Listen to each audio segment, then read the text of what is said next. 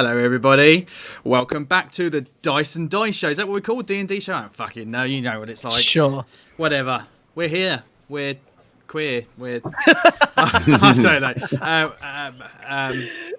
My name's Luke. Who am I? Every time. I'm your bloke. Your old mate. Your pal. DM, host, whatever. Luke baby. Hope everyone's okay. Sorry, I'm a bit rusty. It's been 2 weeks since our last recording, as I was off last week. And I've forgotten what it is. I've forgotten how to live, apparently. So, tonight I am joined by, I just heard him chuckling away. There's hopefully no lag tonight. James Bly, a.k.a. Scapes. Hello there. How you doing, man? Look at that. The response was spot on. We love it. Oh, that's blinding. Latest technology. Isn't it? Finally got that 5G up and running. What it is, he's learnt to answer before you finish the question. This is it. Yeah, I've actually learned to I've evolved to compensate now. So. The thing is, there's no lag on his video, so what he's actually doing is staring at my mouth and just lip reading. Yeah, that's it. Well, you was talking there, so we got Sean Lee, old Franny Pants, Old Fanny Pants, mate. I listened. I chuckled at today. So today is the 1st of September. People are going to hear this podcast for probably about 8 weeks because we're 2 years. Ahead. But today we released episode 17, and I was listening to that when I called you Fanny Pants, and I'd forgotten about it because that was about 4 weeks ago, and I literally was just spat my drink out everywhere. It was brilliant. Sean, hello. We've got hello. Gavin Bourne, good evening. Bolt Thrower, Evening Squire. All right. Hey. Yeah, good. You behaving Back to yourself work. tonight? Back to work. Yeah, it's good. Back to work. Work bank holiday Monday. Work today. Working right the way through to Sunday. Nice. Great fun. And you're on call tonight, so I'm assuming you haven't smashed through a bottle of wine already. No, I'm not drinking tonight. I had a bottle of beer when I got in, and that was my quota tonight. Yeah. Good. So we might be able to have like a comprehensible episode out of you tonight. Yeah, exactly. Yeah. I might not, try and seduce the ladies or or eat goblin flesh. We'll see. And then we've got Lucia, Horton, Millicent. Hello. Your hair's all up tonight. I can't see it. It doesn't look as quite as bright and unicorny as it was. It's all started to fade now, but it'll become bright again in the next couple of days. Cool. Good. How have you been? You all right? Stopping up. Yes, also back to work. Yeah. Kids come in Thursday. Right. To give us all the virus, so that'll be fun. It should in theory be easier to manage with 17, 18-year-olds in theory. It's always in theory, Luke. Yeah. My kids. I've also been told that your kids, your students must want to be at college. Yeah, as if. Yeah. To be fair, I think I said that to you about a month back. But no, I mean, I was the same. I remember I went to college as a mature student, so I left school, worked a couple of years, and I went back to college to do my A-levels when I was like 21-ish, and even then I didn't fucking want to be there, and I bunked off half the time, and like the last half of the second year I was barely ever there. I was working full-time, and I used to turn up, so if I went in I'd go in midday hungover, and I still managed to pass with merit somehow. I don't know how, but put that down to your amazing teachers, probably. I remember, maybe. I basically hadn't been in for about a month, and I got a phone call one day from like the head of our year department, because I did media production BTEC, and she basically said, like, Luke, you've got enough marks here to pass. You're just missing one unit. Just come in and do this one unit so that you can pass. So I did. I went in, did this thing for, and I ended up passing with merit, which is sort of middle grade. And then when we'd finished and got the results back, I threw a little party in my flat, and some mates came round, and there was 2 people in my course who got distinctions, and he was there at this party, and he was a good guy, and Stephen his name was, and he got drunk and had a go at me, like proper had a go at me. He was like, "How the fuck did you get a merit? You never fucking turned up. You didn't do any fucking work." And I said to him, "What's your problem? Like, you got a distinction." I was like, "Is it?" Yeah, don't worry about it. What are you worrying about? Like, what is? Yeah, but your success lessons is. That's what I said to him. I said, "Is it what bothers you? Is the fact that I put 0 effort in and still managed to get a merit, and you're just bothered because had I actually bothered to do some work, that I probably would have got a higher grade than you? Is that what's pissing you off?" But yeah, I don't know. I've always been like that. Just managed to coast through stuff like that. who knows where I would be if I bothered applying myself. I feel the same. Yeah. Everybody I know. Yeah. So school starts 2 days' time. Kids all go back. My oldest boy starts high school or secondary school, whatever you want to call it. He's pretending like he gives no fucks, but I think he's quite nervous about it. And everyone shits one, don't they? Yeah. When they start? And then, my missus gets her new form group tomorrow. Yeah. So she's wow. yeah, meeting all the little uns. Nice. My youngest, Leia, she starts school. She goes into reception, which is year 0, first year of school. I don't know how that works for our American viewers, what you have over there, but kindergarten. Sorry, what's that? I said kindergarten. Oh, isn't that like their nursery kindergarten? I don't know. No, I think that's still like 4 to 5. Is it? Yeah, so it's the 4 to 5 range. So yeah. Do we have Americans to watch? Not that tune in to watch, as because of the time difference. They're like 6 hours behind. Oh, yeah. But we've got a lot of American listeners to the podcast. Hello to all you people out there. Send your answers in. If I'm wrong, it's because my only experience is from the movie Kindergarten Cop. So love it. Yeah. Is why For me, it's Billy Madison is what does it for me. He starts off in kindergarten. Back to school. Back to school. The proto dada. I'm not a fool.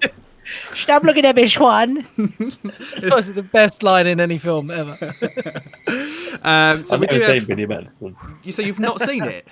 No. Oh, mate, it's like it's Adam Sandler when he used to be funny. It's brilliant. Really, Before he started wearing pajamas everywhere. Yeah. This is it. It's sort of Billy Madison, Happy Gilmore, the Water Boy, back in his prime. Happy Gilmore is great. For me, Big Daddy is the best. I'm not really a fan of any of his early films. stuff was awesome. Back when he was just a pisshead, like when he was still angry before he got famous and fat.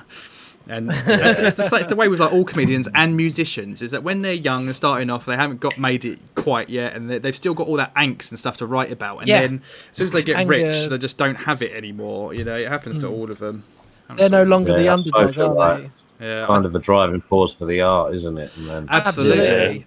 Yeah. He's did a stand-up on. He's got a stand-up on Netflix. Adam Sandler. I think it must have gone out last year or something. I watched about half hour, 40 minutes of it and turned it off. It was just so like, that's just, American stand-up can be a bit sketchy anyway. Yeah, in fairness. But there we go. That's life. That's what the people say. That's life. Unless it's Bill Hicks, of course. Bill Hicks is very cool. Do you know what? It's the one that I just can't get into. I've tried so many times. It's like, it's Bill Hicks. I should like him.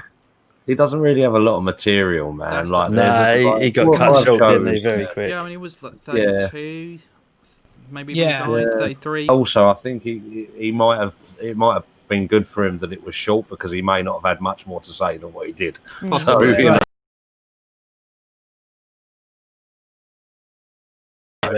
So one of the funny things I've seen on the Stuart Lee TV show, they've done a thing with Bill Spinks. And he's saying about mice are nothing but fag rats, and that's the character he's doing. But it's like taking the piss out of Bill Hicks and had this one line about JFK and kind of just we all remember him as this great thing, but it was kind of more of a great speech than a great artist. Right. I will try again. Every time I get older, I'll try it again. If you want someone with a bit more material, try George Carlin. Yeah. I've been watching comedians in cars getting coffee. I love Jerry Seinfeld. I think his thought process about comedy is very similar to people like Woody Allen. Understands that there's an art to it rather than just funny material. There's every syllable counts and that kind of thing. I enjoy listening and reading and stuff like that. Yeah. Cool. So Sean likes paedophiles in our next. No. Well, do you know what? One of That's a joke. in a lot of the episodes, they all say one of the best magicians, best stand-ups they've ever seen, and can do like a 2-3 hour show that is all killer material was Bill Crosby, and they were all gutted because they were like, he is a solid stand-up. Like he does a 2 hour show. beginning to end, no interval, no break, just straight through. And I think it was who was it saying it? Chris Rock, and he said it was all killer, like every minute killed. It wasn't fluff or anything like that. And they were like, it's just such a shame that material belongs to that person. It's always the way. I mean, I find that with bands, like I used to love Lost Prophets, and do you know what? Yeah, I still do love Lost Prophets. Yeah, okay. Yeah, so yeah. the singer, Welsh bastard, whatever his fucking name is, Ian Watkins. Ian Watkins. Yeah, like he's a fucking disgusting pedo. Like not even like he likes teenagers. that's like new level. The world level absolutely. People, like fucking raping babies and shit. Like that's a fucking foul. But the rest of the bands, they still put effort in. Yeah, I There's still feel some really good songs. sorry for them, man. Yeah, absolutely. Yeah. And killed their careers, you know. But you know, he has a lot to answer for, not just for himself, man, but like for what he's done to the people around him.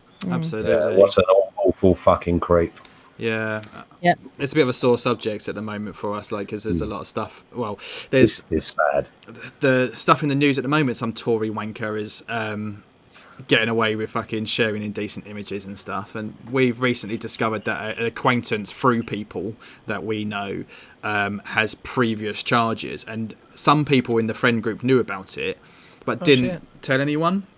And so, like, we've got kids, and some of our other friends have got kids, and we're all like, oh, that's a bit. And what makes the fucking matter worse is he's a fucking Tory cunt as well. He's an ex-councillor, and he lost his fucking job and everything over it. It was deputy mayor of some village nearby.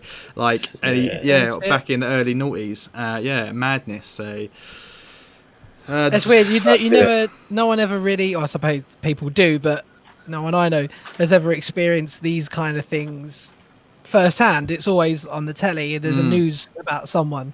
But when you actually, I suppose, discover that it's that close to home, then it's that must be strange. Yeah, that must be odd. Yeah. It's like someone you know or know of someone, friend of a friend, and all that. That's got to be odd. Yeah, it was a bit of a shock. It actually all came out the last time we streamed 2 weeks ago.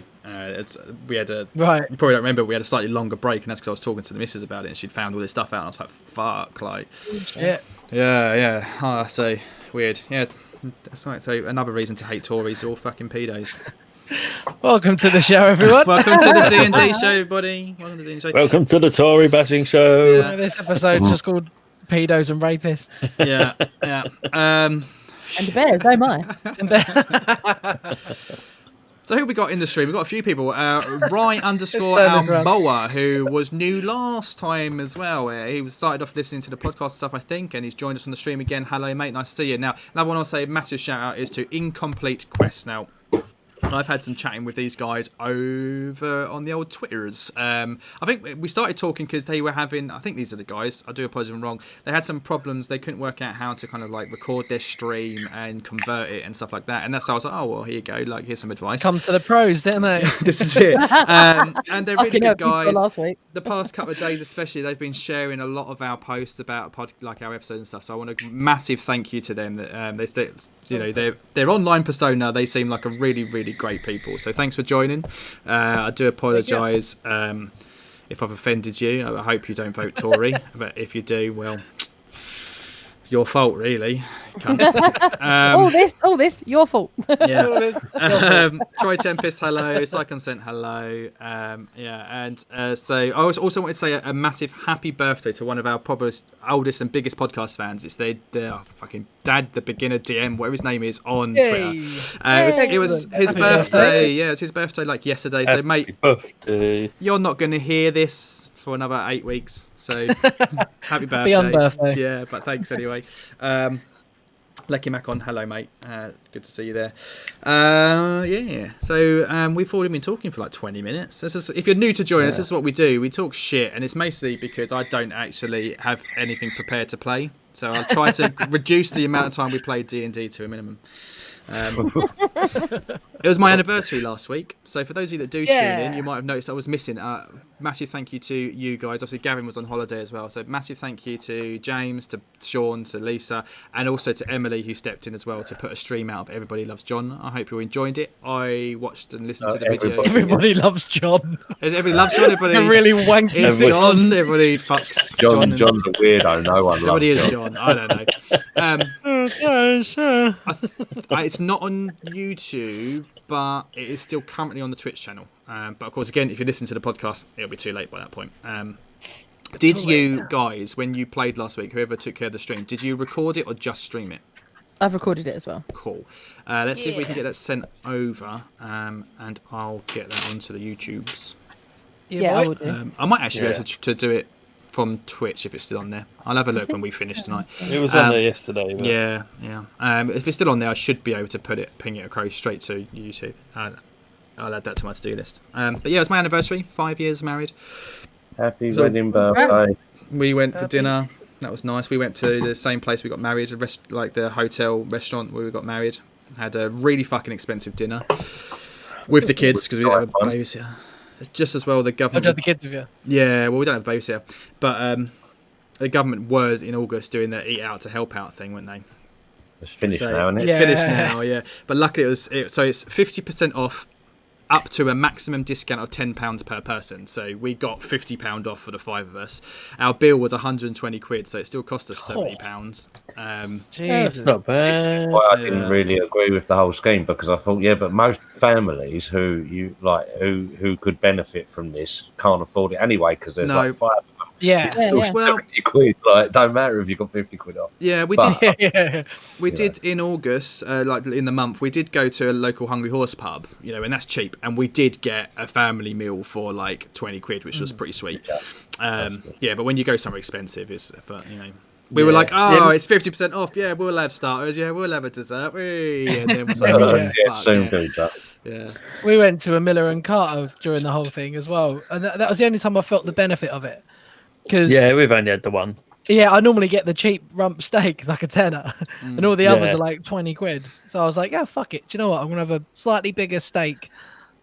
Didn't notice the difference. Anyone I've heard using it has just been like, we spent the same. We just had the better food. Yeah, we just didn't You didn't go for the sizzle steaks. You went for the prime steaks. Yeah, absolutely. Hell yeah. The whole thing that pissed me off with it though was the fact like you couldn't use it on takeout. Like for example, so again this weekend just gone, we went away for a couple of days. We went to a caravan in Yarmouth, and on the drive home, so yesterday on Monday was like, we'll get the kids some lunch or whatever. I went to a McDonald's, but and there were people queuing out the door to get in so they could get the discount. I was like, well, fuck that, we'll just go through the fucking drive-through.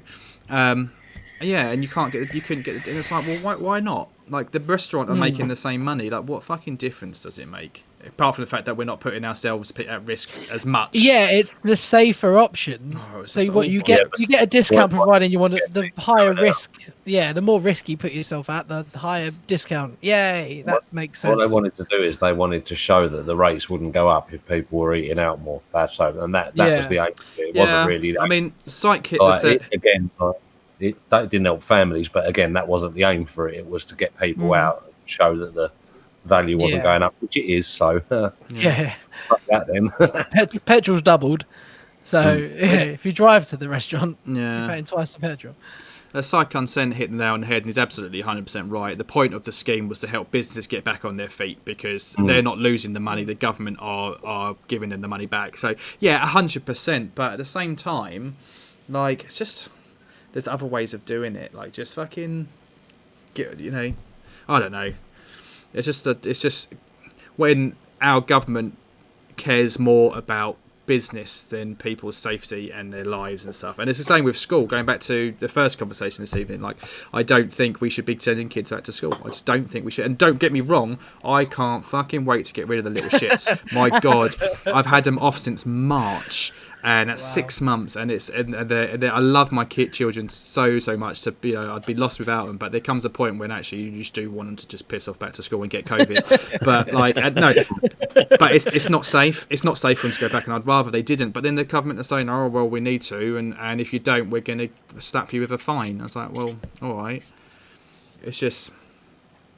I don't know. They've got their priorities in the wrong place, and they have had from day one. They went into the whole thing too slow. They reacted too slowly, and 50,000-60,000 people have died because they cared more about the economy losing money than they did people. And if that in itself is not enough to get you to fucking stop voting for fucking Tories, you fucking cunts, then I don't know what is. People have died unnecessarily because of that fucking Bojo and his stupid fucking mates wanting money, and they don't give a shit about us or you or anyone apart from them. And if you're not making fucking hundreds of grand a year, why the fuck are you voting for them? Because they would sooner fucking shit on you than help you out. Fuck the Tories. Here. I want to start a little slow. I would actually point out, though, that an unhealthy economy or a dying economy kills people as well. True. So the decision isn't that easy. But yeah, still. You know what? I bet they haven't cut any money out of the fucking nuclear weapons budget or the arms budget, have they? You know, the billions that we're putting into Trident. Just go, you know what, actually, guys, maybe for just the next couple of months, we'll just not make any nuclear bombs and feed the fucking poor people. Well, the whole world. Yeah, I don't know enough about all of this. At least we don't live in America, right? Pardon? It's what? At least we don't live in America, right? Oh, no, yeah. Well, I don't know enough about American politics to really get into No, one, but geez, that just seems like a fucking shitstorm at the moment. It does. Well, he's like pushing for like extra terms and stuff. He's like pushing to cancel the election and to have like that's a dictatorship, isn't it? Isn't that like what Russia start like? Isn't that what they did? Like, the world is turning. Let's play some D&D. Absolutely, let's play some D&D. I did have some lists of stuff I wanted to talk about, but I got sidetracked by hating the Tories. Emily's annoyed because you read over her comment in the chat. Emily, sorry, mate. I did see your comment. I do apologise. She wished us luck. I hope. Thank you, Emily, if you're still watching. She also just said he just used the C word a lot. I did. The Tories bring out of me, and so does a can of Ghost Ship when I'm on a slim fast diet and haven't got any food in my belly. Oh no! Bloody! Oh, now I understand. Yeah, that makes sense. No, really, but in my defence, I did say thank you to Emily for stepping in and playing last week. So I did acknowledge that she exists. She did. And Emily's going to be joining us. It's my birthday in a couple of weeks, and we're going to meet up face to face for a game. Which whether or not anybody will actually hear it or not ever, I don't know. We are going to record it. We'll see. But Emily's going to be there, and I'm very excited to see all of you. So yeah, I get to play we had a for little the practice first time. fight, didn't we, the other day? I taught her what I knew of how to do a combat and dice roll, so she probably knows. Fuck all. I wonder if we could maybe, I don't know, Facebook Live a little bit of it. See how we go. That could be sweet. We could. Yeah, I mean, again, we can Facebook Live, we can YouTube Live, we can even just fucking go on Twitch Live. If you want to record it, we can do all of that. Well, yeah. I was going to set a camera or two up just for shits and gigs. Archive. Yeah. Should we ever want it? No. Cool. Should we play some D&D? We should. I feel as though I could probably just sit here and slag off the Tories all night if you don't stop me. Let's go. All right. Mate, that's Patreon content. Yeah. Sign up to our Patreon and just listen to me get drunk and slag off the fucking Tories. Just Lukey rants. Just one last time for good luck. Fucking cunts, honestly. Okay. Yeah. D&D. How do you play this game? It's been ages. What am I doing? Where are we at? So, basically, I railroaded you a little bit because I'd made some homebrew content with a nice little side quest in the basement of Cragmaw Castle, and I presented it to you. You even solved the riddle, but then you decided not to go down and explore. And you went to Phandalin, and when you got there, you fucked some shit up. You rescued Gundren. That was like the whole quest for the past however many months so far. Rescued Gundren. You found him. He's alive. He's not a doppelganger, probably. And you got him back to Phandalin. However, you did realise that Sildar, who he's been your mate. He's been helping you all this time. He promised you 500 gold to rescue Gundren and kill all the goblins. 500 gold! Turns out that he was most probably a doppelganger or something else. Who knows? Pock, you had a great suggestion in our Facebook chat the other day. Maybe it's even Glassstaff with a disguised self. Who knows? So maybe. You're paranoid as fuck. You decide we're going to have to try and find him and confront him, but he's not there. He's not in Phandalin. He's disappeared. Everyone's just like, he's gone. Really strange. We don't know where he's. A bit bizarre, really. Gundren's in a bad state. He's severely injured beyond the point of your basic healing spells. He has got exhaustion level 5 exhaustion, basically mechanically, and he needs proper bed care, old-fashioned medical attention. So you contact the cleric in town, Sister Garielle, and she says, yeah, sure, I can do that for you, but instead of payment, why don't you do me a favour? Take this nice pretty silver comb and go and find this crazy banshee in the woods and give it to her and ask her what she knows of Bowgentle's spellbook. Find out everything that she knows about it. Be nice. And come back. And by the time you've done that and got back, then Gungeon will be better and that will take care of my payment. Cool. Let's do it. So you go. When you get there, she's like, okay, fine, whatever, I'll give you one question.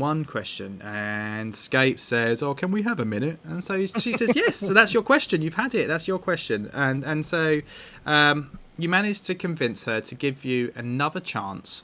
And she says, fine, all right, there's this one thing that I want that I've never been able to get. Go find my old home in the woods castle and find my Kira, which is a magical gemstone that the kind of ancient elves used to wear on their forehead, like magically, and it kind of works as like a memory type box for them. Go find this for me and bring it back, and once you do that, I'll tell you what you want to know about Bowgentle's spellbook.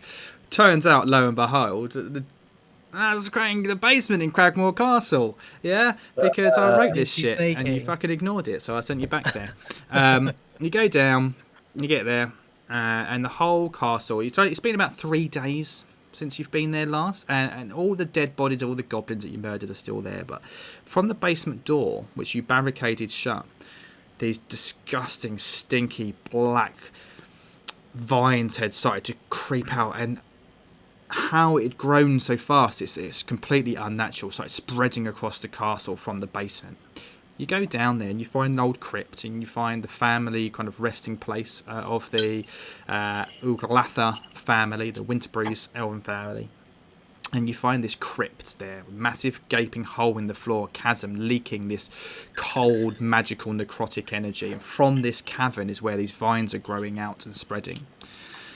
Quick thinking on Pock's behalf, he shoots a produced flame bolt down there, and the whole thing catches alight and burns and withers away. On a table near an altar, you see the remains, skeletal remains of, you don't know who of really at this point, and laying down on the side there near that is this gemstone, this Kira. Millicent picks it up, and as she does so, she snaps into her memory, kind of gets sucked inside this stone, and she has a kind of like a flashback, but not quite. Like she's living the memories, and she sees a montage of things about Melaru Uglatha, how she got twisted, and it's really quite a tragic tale. You see her as a child meeting this boy Mo, and they're playing, and the dad forbids it, and then it all gets a bit dark, and it ends with Mo stepping out of this mirror, transforming into Lolth, the Spider Queen goddess, laughing and leaving just after she'd killed her mother. The torment of this, the tragedy, rips her soul in two. One forms the Banshee, and then her body falls down and dies. And that's where that kind of whole thing ended. When you decide to leave, as you go out and you follow the vines that are all burning away, you go back into the main chamber and you realise that there was another room there which you didn't see earlier on because the entire walls were all covered with these vines, and there's this shambling mound of kind of like a mummy. It's a seed of Moanda. You've heard about it with your history checks before, and there's a mummy wrapped in vines, basically, instead of toilet paper. And there's a bit of a fight, and it was really disappointing for me because this is a kick-ass fucking monster that I've homebrewed. I've combined like a mummy with rock grubs from Volo's Guide, and it was going to be really cool, but I was just rolling fucking like shit all night, and I'd got a little bit touchy for Pock again. I think it was. You nearly went down, but you did really well, guys. You clued on. You were like, oh, we've got to cure disease, and that was the trick to solve it. And then you killed this thing. Job's a good one. We ended. That was 2 weeks ago. What you doing, guy? In the basement. Let's look at that room, innit? Yeah, we've got to go to that room. Grr. You're gonna go and look in the room. In the room. In the room. This lovely map that was made by Lucaroo. My friend Lucaroo. Oh, yeah. Let's bring you over Awesome map. Boop, boop, Cool. boop. Didn't mean that. There you go. There we are. So the room, which I believe you can see in there, I think I took down that I did. You can have a look in there. So basically, it's mostly barren. You can see what are some a cell that's been built into the. Can I walk in there, Luke? Yeah, just help yourself, man. You should be able to move your tokens around. Yeah. Oh, he hasn't changed the light though. It hasn't. Should have done.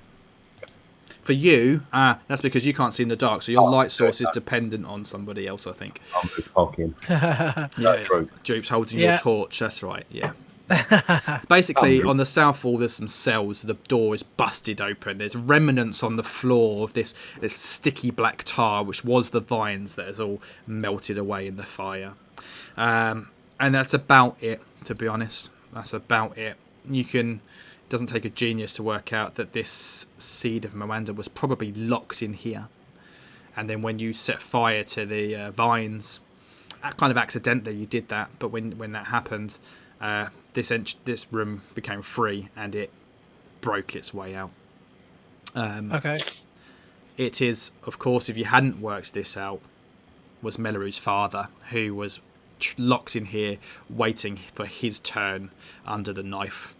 And unfortunately that never happened. Poor guy, probably starved to death, locked inside here for until eventually the vines took over. Sad. 1,000 years just trapped in here. No sign of any skeleton or bodies or anything like that. No. So basically, the monster that you fought, when you killed it, slowly the vines kind of detach themselves and the plant falls out of it, and what's left is actually quite a well-preserved body of an elf male. Oh, okay, right. Yeah. I mean, not like so well preserved that you might be confused and think Can he loot just him. died, but like you can see the sunk. It's more like a mummified body, so there's still skin kind of attached to it, and you can tell pointy ears. It's an elf, and you can kind of Millicent, having just lived all of these flashbacks moments ago, can tell that this was Melaru's father from the flashbacks. Rightio. Are we going to take this body as well then and go and bury him? This is it. You needed to kind of put right what Melaru had fucked up, basically. Consecrate the place, bury the bodies, destroy the evil that's here. Potentially, maybe destroy the whole place. It's I don't know, whatever you want to do. Lay the place to rest. Yeah, let's try and do something about these bodies and James. Well, should we take away the bodies and we'll try and seal this place off? Yeah. Yeah. Did we not burn one of the bodies? I thought we kind of. Yeah. So I let James kind of improv his religious rites and what it is that he had to do. Yeah. So you did take some time to take care of the first body, and I was happy with what you wanted to do because you rolled like a religion check. It was high, and I was like, I just role play it. So yeah, it was all like really funny stuff. That was just completely fucking ridiculous. But yeah, the same with this one. Just do that now. Yeah, absolutely. Or everything you did. I mean, like you got some coffins there. Whatever you feel is right for the family. Oh well, I suppose. Yeah, we'll just stick him in a coffin anyway. Stick him in a coffin and sprinkle some holy water on him. Say something like Septimus, Gallicus, Marigus, Bagalus. Asparagus. Yeah. And there you go. Lay him to rest, shut the coffin, and then gaffer tape it up, really. Get the old gaffer out. Yeah, a bit of gaffer, mate. He won't anything. Get that again. Yeah. Yeah, all right. Well, that's all right, isn't it? Like, he's in a coffin. Should we head up and figure out how to maybe seal the door? I agree with that. Yes. We burnt everything. We'll put a do not enter sign on it and all that. Plant monsters and zombies. Beware. Beware. We'll try and shut it and then do a little ceremony or whatever. Yeah, I've got nothing really that will do anything to the door in terms of spell wise. Yeah. Got nothing to offer. Ain't we got anything that explodes? I'm a bear at the minute, but I can bamf out if I need to. Can you turn into a bomb? Have I seen one of those things from Mario? A bubble. I've got a proficiency with a light hammer, so I could hammer the door shut. But I don't think I have a hammer. I think, yeah. I mean, whatever you guys want to do, you'd be the man. It depends on what you want to do. I mean, you weren't given any strict instructions. She was just told you to consecrate the place and defeat the evil. Yeah, get rid of the evil. Prayers, isn't it? So it's prayers, holy water, shit like that. And being a man of the cloth as a paladin, you've got God on your sides. So like you can do that kind of stuff. And we've got the Kira. Yeah, that was what Millicent picked up. Yeah, perfect. All right, well let's get the fuck out of here. Back to the Banshee. All right, well we go. When we go, I cut my hand a little bit and just put my hand on the rock, just on the wall, and mutter a little prayer, offer a bit of blood, and then we can go. Nice and poetic. Sounds good. Okay, and there we go, and we'll say goodbye to this lovely map again. Lucaroo, thank you very much. Thank you. Cheers. Your check's in the mail, bud. It's not. But if you want to help support this kind of stuff, we're going to set up a Patreon and we're going to take your money, and then we can actually afford to pay people who make stuff like this for us. You know, we're not. We will, maybe. I don't know. I want to, but like, who knows? We'll see. Okay, so where do you want to go? That's the question. What do you want to do? This is probably going to take a couple of hours to kind of consecrate it, lay some stuff, tidy up the mess. You know, you've also got the upstairs is just riddled with bodies as well. Of all, let's go to the right map actually, so you can see. What time would that? Yeah, what time are we on? Yeah, we want to have a long rest at some point, don't we? But we don't need one now. But yeah, well, No. yeah, you don't need one just yet. Let me just turn off the fog of war stuff, and so you can see this whole map now. It doesn't really matter. So basically, yeah. So like she told you to kind of consecrate the place. So it's riddled with dead bodies, riddled with dead bodies. You know, so by the time you kind of done that, you probably want to kind of deal with that mess as well. Maybe just start a bonfire outside, chuck all these corpses in it. Yeah. Things like that. Yeah. I can't remember what time. Lunch. Yeah. there you go. Have a nice bit of roast goblin. Get the grill on. And Droop is a little bit, you know, he helps, but he's a bit solemn. Yeah, somber is the word with it, because like he's a goblin after all, and he never told you whether he did or didn't know any of these people. He probably didn't, but like still at the same time, he's just not his normal chirpy self, but he helps like carry the bodies around and stuff like that. He understands. He was with you when you went to Agatha the Banshee. He understands. Yeah. So you clear. I'd like to think that you know, if I notice that Droop is a bit sad, that I'm being slightly respectful with the goblin bodies and a bit more gentle than I probably would have been if he wasn't there. No. Can I do something? Can I go up to him and like put my hand on his shoulder and just give him one of his shoes? The second we've already done that. You've given him one. What? You have given him I've one. given him one. Let's give him the other shoe. I thought he had one shoe, but it was too small. No, you gave him. The other goblins. You gave him a pair of shoes from somebody else that were too small. That's right. I'm sure you. Did you give him one of his shoes? Okay, I can't remember. Thank you, friend. Yeah, you are. Don't worry, we don't see you like them lot. I mean, your race are quite disgusting and pointless, but you're made for so much better. I'm sorry, Pock. I mean, Droop. Yeah, you're made for Pock so much looks a better. bit pissed off. You can have these shoes back because we respect you now. Yeah, thank you very much. Oh, my feet are covered in blisters. Oh, they're so sore. He takes off these shoes that he's been wearing that are too small for him. You can see that his toes, they're just red sore. Like, and he's been trying to kind of like bandage it with bits of cloth that he's been stealing. But like, they're like all bleedy and stuff, and he puts his shoes on. God, can I heal them? I'll heal them with some. I'll give him. Now I feel really bad now. Let's just give him some. What do you call it? So lay on hands or something. Savlon. Bit of pseudo cream, that's all that. This is it. Germaline. Lay on hand. How many points will it take to cure his feet? Lay on feet. Yeah, and his feet just magically start healing and stuff before What's your that, eyes. 3 points? Don't worry about it. It's all just kind of role play.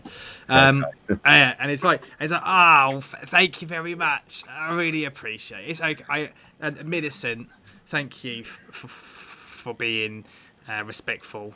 We're not evil goblins, you know. We're just like you. From a certain point of view, history is written by the victors, you know. I think maybe I understand that now. Everyone's just trying to survive, Droop. This is it.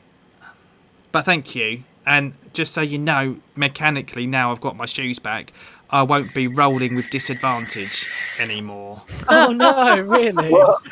Really? Oh, that's why this you is was a good shit. day for a call. He done well, to be fair. Yeah, Well, I've done Droop's going to be pretty the good. MVP now. Yeah, Yeah. but you know, considering the fact that for several days or weeks worth of streams, I didn't have any shoes at all. The GM thought it was only fair to make me roll with disadvantage because my feet were all fucked up. Oh, Can he wear any of the armor that's on any of these goblins or hobgoblins? Well, I mean, he's already got kind of like He's got leather standard armor goblin- and standard goblin goblin armor. gear. Yeah, the hobgoblins have like chainmail and stuff, but That'd be too it'd big be for him. too big for him. Yeah. So, and equipment wise, I think you've given him like a scimitar, short sword, or something. Yeah, before. he's got my scimitar. And you talked about giving him a bow as well, so that you know. Ranged attacks. Yeah, we did have a spare bow Yeah. in the bag of holding. I think Again, it with was. all these dead bodies, these goblins had There'll short be a bows bow. and stuff, so there'll be a Oh, bow okay. lying around. Cracking. Yeah, absolutely. So that's cool. So he was all kind of equipped up and might actually be useful, a bit more useful to you now. Awesome. Cool. So I want to say to I just want to say to Droop that, you know, these goblins, they fought well, and I'm sure that Magoubliet. Maglabuye. Maglabuya. Oh well, God, Yay. I see my writing was terrible. That god, whatever that is, would be very proud to have them by their side. Yeah. In fact, Thank Droop, you. I think you've done so well that you deserve a new name. We're now going to call you Droop 2. Dupe 2.0. Yeah, you're now Droop 2. Well, thank you. But like, No problem, Dupe is my Droop. Christian name that my mother gave me. No, I've that's fine. Come It's fine, kind mate. of quite attached to it. I mean, like, sure thing, like on paper, I suppose if I'm signing an official document, I can write Dupe 2. But Yes, it's, you'll you know, have to. it's a bit long. You can just call me Dupe if you like. Okay, then, Droop 2. We'll I'll put a think. Y on it. All right, we'll compromise. We'll just put a Y on the end of your name Dupe. Droopy. because we've been doing that anyway. Yeah. Oh, yeah. Behind your back, at least. Well, it's nice to feel like I'm one of the lads with a nickname. That's good. Lads, Don't be lads. so Yes, lad. Right, take your shoe off him for that. Lads. Okay, cool. Anyway, so we have a lovely, nice, heartwarming moment over these dead bodies here. Yeah. Good. Bird's obviously picking away at a limb or something. Yeah, my stomach's rumbling. It's like Christmas for Burr. Yeah. Just eating too many pigs in blankets. Just knackered himself. Disgusting. Okay. So this whole... Go on. Oh no, it was more of an onwards and upwards comment. That's all. So this whole... who's fucking vaping down the bloody fucking microphone? And What's that? what was The that? fuck is that? That's the storm. There's like lair actions going on in the fucking Cragmaw Castle. It's a Rizzler. As the fire's burning, Droop just pops open a bag of fucking Doritos and is like... So this whole affair is probably going to take a few hours. I forget what time of day we said it was when you arrived here. I don't remember, but I'm going to say it's starting to get late into the day now. Sun's going to be setting in the next couple of hours. So you think, we'll leave, get on the road, and we can probably make camp. I mean, you're not too far from. It depends on where you want to go, really. You're a couple of days back up to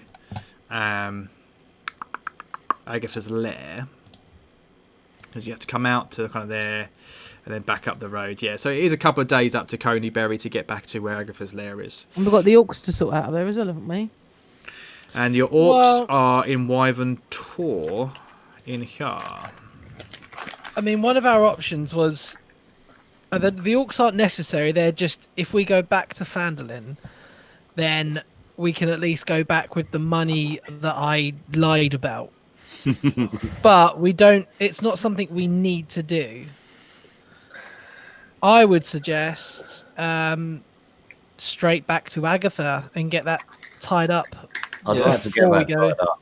Yeah. Don't ask her any questions. Just no one speak. I will make sure I shut up this time. And then we can at least approach Phandalin with a one single goal, and that is to get in, get Gundra, and get out. Without too much fucking around. Like it. Okay. All right. Okay, so you head back down south from there. So it's getting. Evening is drawing in, the sun is setting, and as you approach back towards the tribal trail, you notice coming up from the west a caravan, and like a group of people are coming up towards you. You can tell because there's they're big enough. You can see them a couple of 100 yards away. Don't need a perception check or anything. Yeah. Does anybody... Okay. Yeah, go on. Roll me a perception. Yeah, I was just gonna say, can we make out what they are in terms of race and whatever else? Yeah, go for Sharp. 10.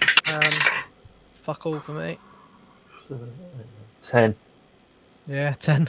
11. Sorry. Lisa, you're Your muted. mic's off. 10.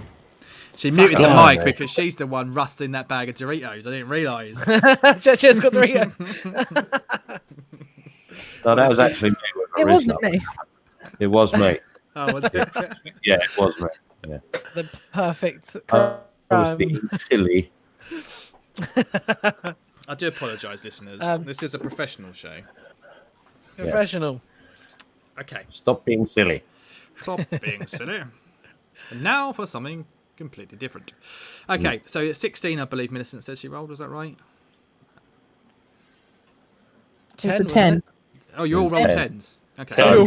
Literally, There was 1 11 and 3 I got an 11. Okay, no, yeah. So there's basically you can make out 2 carts being pulled by horses, and a couple of guards walking along with them as well. But that's about it. And as they draw closer to you, they kind of stop, and they stop a bit. And one of them steps forward and calls out,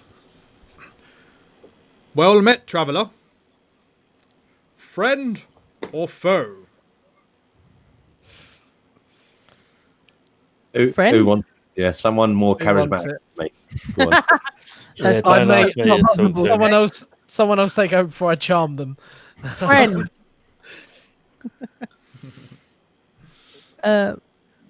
Just passing on the trail? A couple of more of the guards that are with them step out. There's only about 4 or 5 of them, but they've got their weapons drawn just to be on the safe side. And the carts stay where they are, and they start sauntering up to you. All kind of, they're basically still humans as they come towards you. I recognise the uniform or anything. Okay, I will allow you to roll me another perception.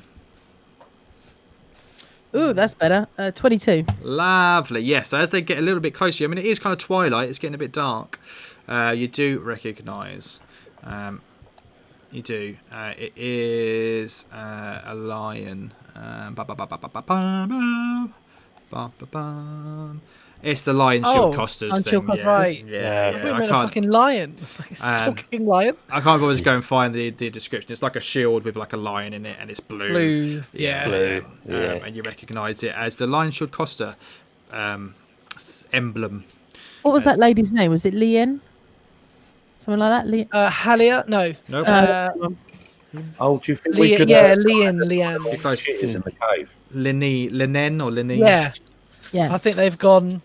They're on their way to or from the first place. So they're Yeah. coming back from. They're coming towards you, which is towards the direction of Phandalin, and yes, they are coming from what would have been the direction of Cragmaw Hideout. Excellent. I see you're one of Leanne's boys. Grey Wind. That's the one. Well, Did you manage to catch or did you manage to get hold of the lost merch? Of Phandelver. Lost merch of Phandelver. yes, and maybe. How would you know about that? Oh, don't mind me. We came across it before and let old Leanne know where it was, and obviously she got you guys to go and get it for her. You're Glad welcome. to see that the job's been seen through. Ah, well, I reckon. And as they get closer, and they go, as they come closer, you see, because again you had a 22 with your perception, you can see still around near the carts, a smaller figure in there, and they're about 100 feet away. So it's not that far, really. Like, you can see 100 feet quite well. And if you know somebody from 100 feet, you're going to recognise somebody from 100 feet if you know them. Small figure starts running up, and one of the others says, "Carp, no!" And he runs right up. Hey. And he's like, "Hey! Hi Hey, guys. buddy. You all right?" And it's a Hair a bit. little carp. And it's like, Quailings. that's the one. And he's got this little cute, he's a halfling teenager. So he's small. But, like, if you remember rightly, he really wanted to be an adventurer. Yes. And he comes and he's like, "Oh, Dirk, this is the Phandalin heroes. I mean, that's sticking. This is The Phandalin hero. the Phandalin core. I don't know. The Quadro. The Phandalin 4. The Phandalin Five. Phandalin 4. That's Oh, the one. beautiful. That's That's what they call you. Yeah. They're the ones that drove off those red brands. And it's like, yeah, our friends. Yeah. It's like, hey, guys, look. I've signed up for the Lion Shield Costas. They took me on as a squire. Oh, excellent news, Carp. I'm very proud of you. Well done, mate. Oh, thank you. Mum was a little bit, apprehensive. But, now the town's safe, and just a squire, all I do is kind of like get the water on and help with the fire and stuff. But they're going to train me to be a soldier. And then when I'm older, I'm going to go out on adventures just like you guys. Oh, fantastic news. I've got a thing for you. And I'm going to give Wow. him... Weird times. Oh, there we go. Straight up. Thing about it is Ian Watkins just walked in. No. I'm going to cast Charm Person. No, I'm going to give him the red brand cloak that I still have. And I'll be like, look, we got rid of all those red brands for you, but you can tell people that you helped and you got one of these because you killed one of the red brands. There's a little souvenir from your wars. Wow, do you think people would believe me? Oh, absolutely. I mean, I think I would. Oh, Pock. Sorry. Do you Yeah. think this is wise? What if people think that this boy killed the red brands and then come for revenge? Well, that's the plan. Shh. Keeps the heat off us, doesn't it? Oh, okay. Maybe I should have said that quieter then. Carry on. Can I make a? I think it might be like some sort of perception check, if that's okay. Can I roll it and tell you what I'm doing afterwards? no, I need to know what you want to do, and I'll You tell wanna- you to roll. I want to see how much he looks like Radoff.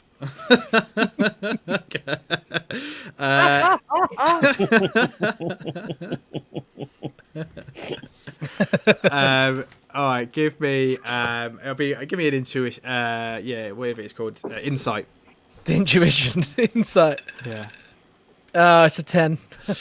I mean, maybe you don't know. It's kind of hard to tell. Maybe he's only like a 12 or 13-year-old boy, but it's because he's well, I suppose with your suspicions, at least half a halfling. So he's a little bit short, but How many halflings have you come into contact? You don't know. Maybe he's a little bit taller than the average halfling. Hard to say. You have to wait until he starts hitting puberty, really. And got like Rudolph, big bushy beard and stuff as well, so you can't really see his facial features too well. Fair enough. Who knows? Who knows? Well, maybe I might just have to develop a little funny R. Gets a funny arm and takes a liking to squirrels. Wow, this is a lovely wed cloak. I knew it. You'd like to come with us instead on an adventure. Oh, yeah, we could use a help at the minute. I don't think. Well, I've signed a contract now, and Mum, she wouldn't allow that. It'd be too dangerous, the stuff that you guys get up to. Last I heard, yes, right. How did you get on going up to? Did you find Rudolph? We did indeed. We only briefly met him. I think you'd like him actually. I think you'll get on. I do. Yeah, he's Uncle Rudolph. Yeah. Oh, Uncle. Yeah, that's of course. Yeah, you do know him. Of course you do. Yeah. Do you like squirrels by any chance? Oh, yeah, they're good. Yeah. Yeah, I thought so. He's go feed them nuts. He's currently fighting a big dragon up in No, a dragon. Yeah. Oh wow! I knew he was a tough druid, but I didn't know that he was going to be fighting a dragon. Yeah, we left it to him. We didn't help or anything, so we're presuming it's fine. Oh, I hope so. Oh, okay. Anyway, just like good luck with that. He seemed to know what he was doing. Dirk's he's the captain here. This is Captain Dirk. Captain Dirk. Yeah. Captain Dirk. This is Pock and Burr and Millicent and Scapes.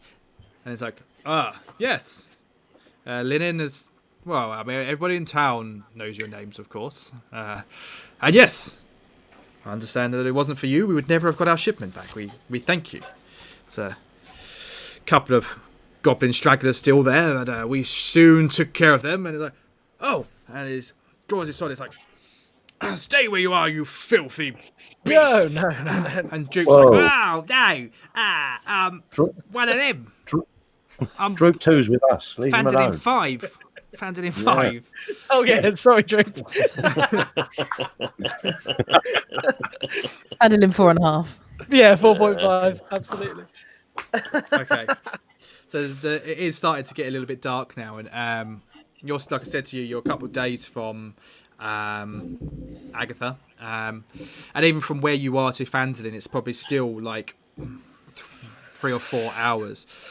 Dirk says to you, he's like, oh, well, this is where we're planning on pushing on for a little bit, but then was going to make camp and then do the last part of the journey in the morning. Perhaps for safety in numbers, you'd care to camp with us for the night. Sounds wonderful. Splendid idea. Oh, good. Absolutely. I would. When was the last time you were in? How long ago were you in Phandalin? Well, a day ago. We left yesterday morning, and so a day up to Cragmaw. We cleared it out, and here we are. When did we leave? Oh God, Phandalin. Well, I mean the original time, or a while ago. Literally last time we was there. Yeah, so it's probably been about 4 or 5 days since you were there last, because you did a few days up to Coneyberry and a few days back. So I don't suppose you've what's the current situation in Phandalin? I made a few mistakes with Harbin Wester. I just pissed him off a little bit. All is above board. That's right. Yes. Have you heard much? Is it safe for us to return? There was some knocking on everybody's doors, trying to find you. That's right. Yeah.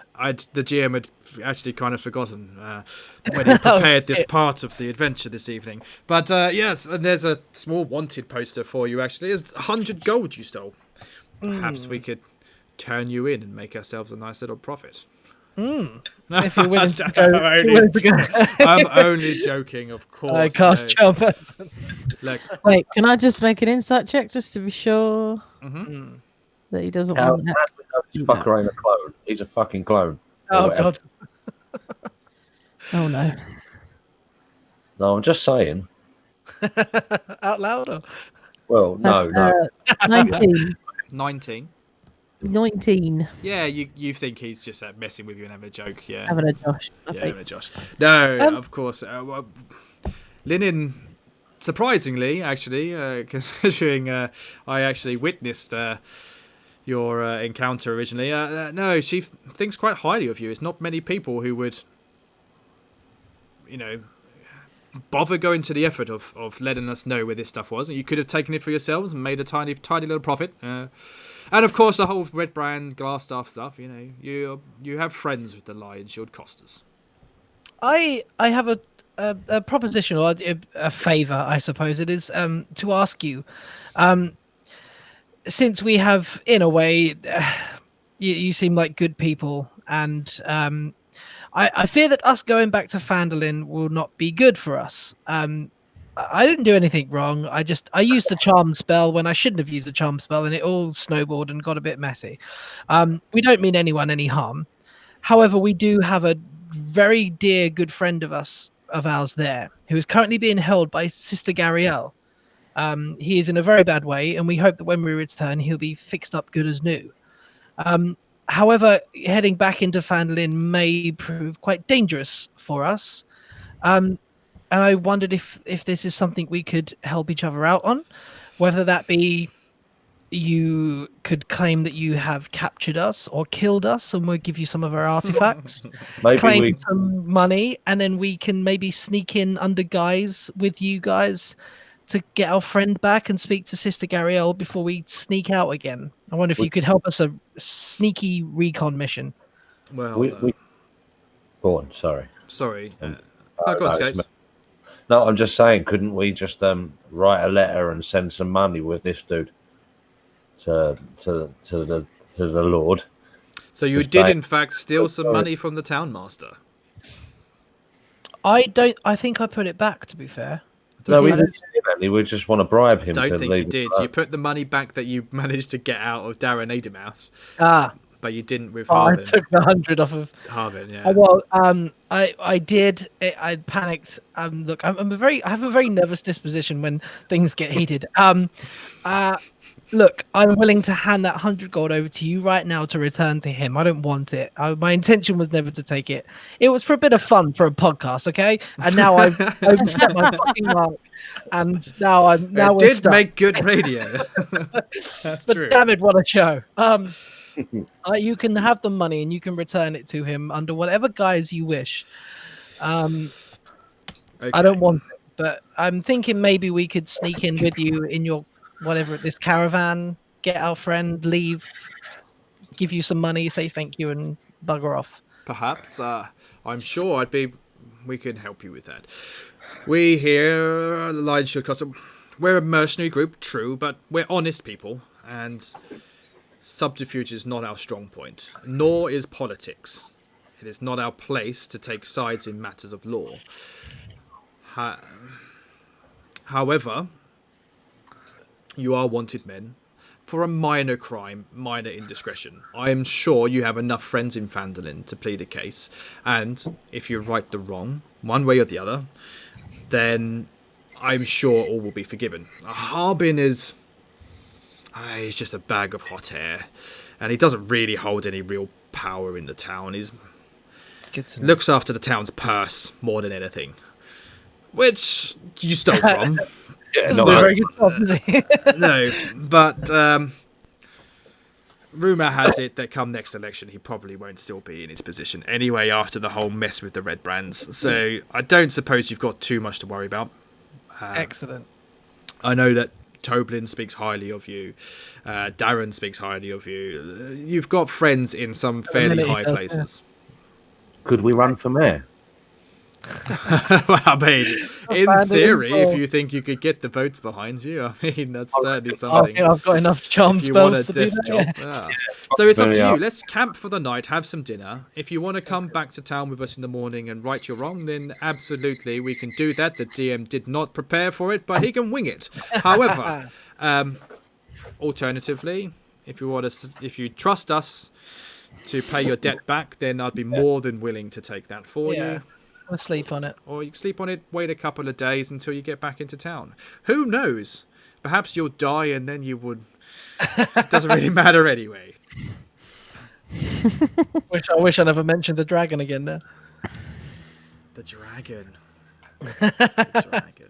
Okay, so you set up camp and the night comes in.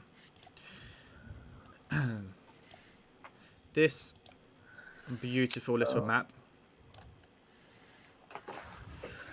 I stole from Google Images. Don't know who it belongs to. I'm really crap for that, and I'm really sorry because it's probably a bit naughty. Luckily, with the podcast being the main listen, no one's ever going to really see it. But if you watch this on YouTube and you find that this map belongs to you or it belongs to somebody you know, please let us know so I can credit him. I was in a rush before because basically I've been on holiday for the past. Didn't have any preparation for tonight, so I just did a half an hour before going live. I was like, just Google Images, whack this together. So, Awesome. but yeah, it's a really nice map. There's a little camp, and if you have a look around, you'll see that there's some people next to you. Some people. Ooh. So there's the other guards next to you. 1, 2, 3, 4.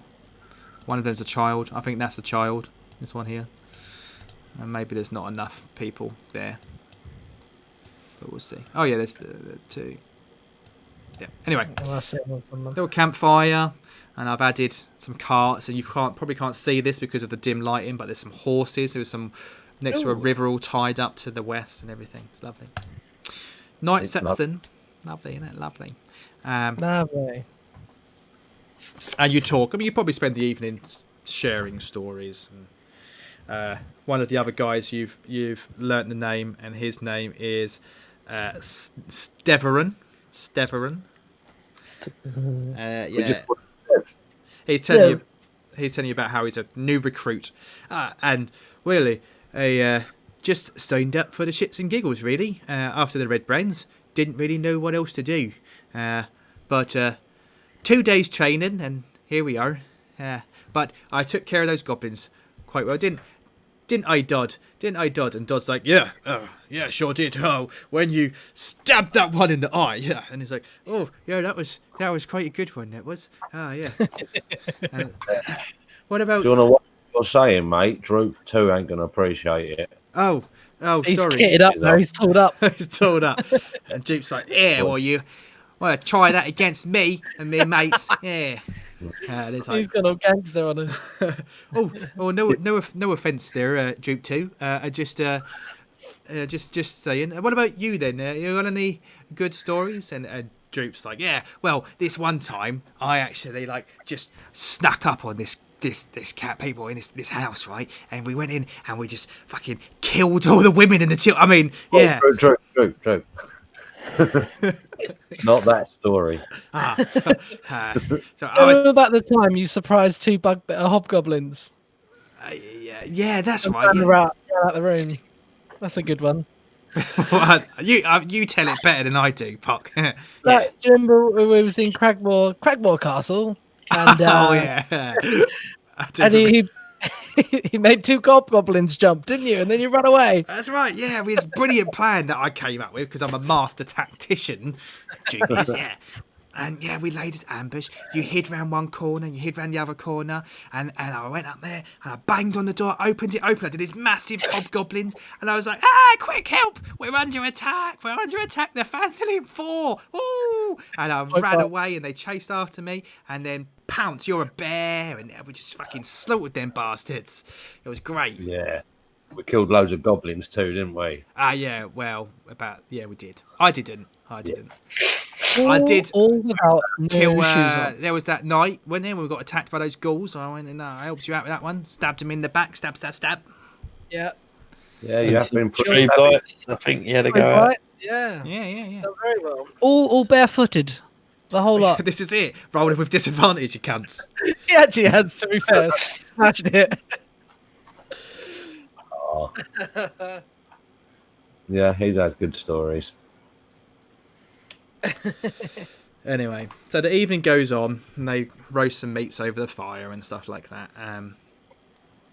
I have a chat.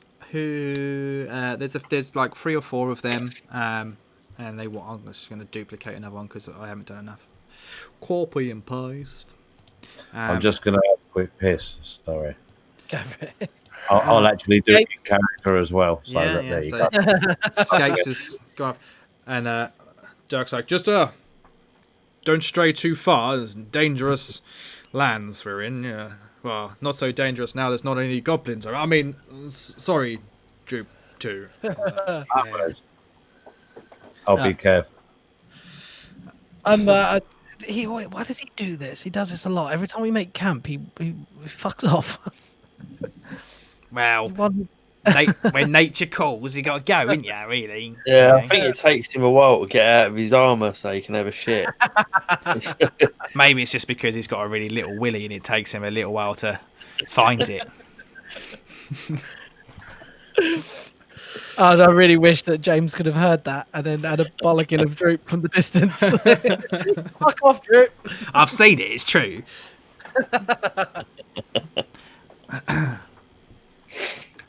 Okay.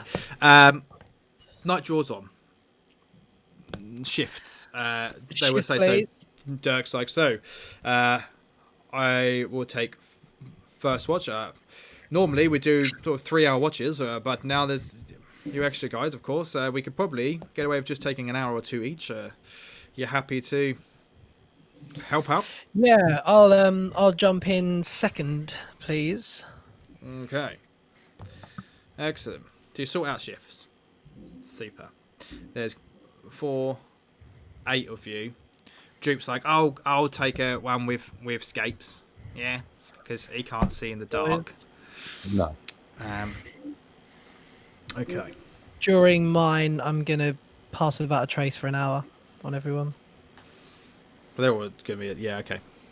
They'll be asleep. fair. But yeah, it's fine. Right. Oh, does that? Sorry, can I not? Is that not really worthwhile doing? Then? Oh, whatever, doesn't matter. Okay. Don't matter. Gonna die anyway. You're gonna die. So you're taking second watch. Yes, please. Roll me perception.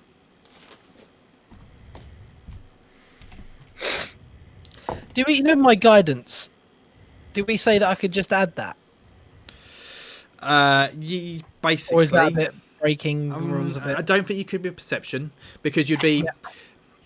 Oh, it's a skill. It's doing something. Yeah, isn't so it? if you go, I'm gonna go and do this, then yeah, you can do it. But this is just for general purposes. You're sat around, you're doing your watch. I don't know, because you're on watch. I suppose you could be kind of like every now and then as you walk to a new area, be guiding us, casting guidance on yourself, and then having a peek. I'd allow it. Isn't it? Yeah. Well, either way doesn't matter. Natural one. Wait, okay, all right. I'm at that close to a tree, looking at it. Okay. Sorry, guys. So everybody is sleeping. Pock. You're on patrol. You're walking around. Somewhere. I mean, what would you do? Would you do it in human form, or would you like turn into a squirrel or something and hide up a tree? What would you do? How long's my watch? An hour. I'm invisible. You're invisible. Yeah, boy. Nice. I like it. Okay. You fortunately. What have you got? You can be. That's not on a type of animal, though. Invisibility is not an animal. A really, really small one. Is this a different spell or something, or what? Yeah, I've switched it out. You've got invisibility. I got an extra second level spell, and I just thought I always wanted Misty Step and pass without a trace, so I thought I'd add invisibility to the. Scapes will never trust you again. I know, right? I can give this to all of yous as well. Next time Scapes goes for a piss, you follow him, yeah? See what he's doing. See what he's actually doing. Maybe he's actually a doppelganger and he's just going out to like do something. That's what I mean. I think invisibility has way more use roleplay than combat. It's a fun little thing, isn't it? Cool, isn't it? Oh, it's great. Right. So. You rolled a 1 on your perception, natural one, but you are invisible. Can you place yourself where you think that you would be at this precise moment in time. Happy with where you are currently positioned, or would you be? Yeah, I think I'll just be working. Let's say I'll be working clockwise around the camp from here, just checking out all these little exit routes. Okay. If that makes sense, that'll be my path. A clockwise circle around the camp, checking out the little alleyways. Okay. Alleyways in the forest. Total, The alleyways in the forest alleyways, forest alleyways, the follyways. City boy. Park is such a city boy. The green buildings, the green top building things. Just setting something up. I do apologise. You can edit all these silences out. No, I'm leaving them in now. They make them fun. Right. I need... Oh, this is... okay.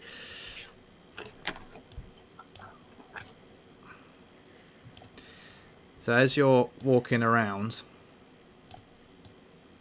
in your clockwise fashion, luckily the things about to ambush you don't know that you're there. Oh, because of the fire. Well, no, because he's invisible. Oh, yeah. Yeah, that helps. So I need, in the dark as you're walking around this campfire, invisible, giving off no shadow, skulking closer and closer, silently moving, you notice some big, burly, greeny, grey skinned creatures sneaking in closer to the campsite. That's a lot. Can I do something yet? Oh, what are these? Fucking hell. That'd be orcs. Orcs sneaking in closer to the camp. Unfortunately, you didn't do roll. Well, you're on a 1 on your perception, so it's too late. Okay. We're going to go straight into initiative Shit. Oh, no. because they don't know you're there. So, let me just. Meh. Oh, something interesting's going to happen in a minute. I've just thought ahead. Oh shit. Should we roll initiative, Luke? Yeah, let me just delete. Yeah, that's what I said. Roll initiative. Absolutely. Jesus, shit rolls tonight. Shit rolls. Shit rolls. For lunch. That's what we should have been called. Shit rolls. Oh my god, there's a billion bad guys. Who am I? I'm Parker. There we go. Yeah, there Jesus Christ, Luke. Zillion. We got that close to the Lost Mine, and you do this. Yep. Like, all this shit we've been through. I mean, I just got to reconnect, guys. I'm having some issues. Okey doke. Fucking hell. It's like 10 of them.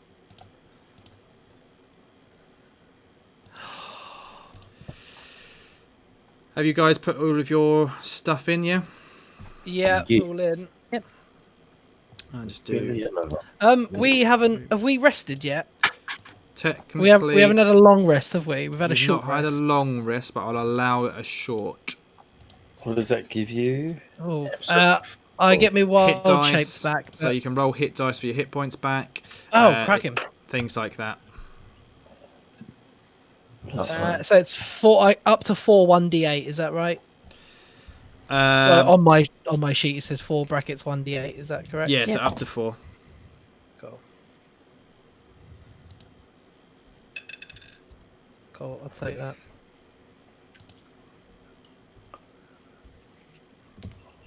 I've still got 31 hit points, so I'm going to leave those.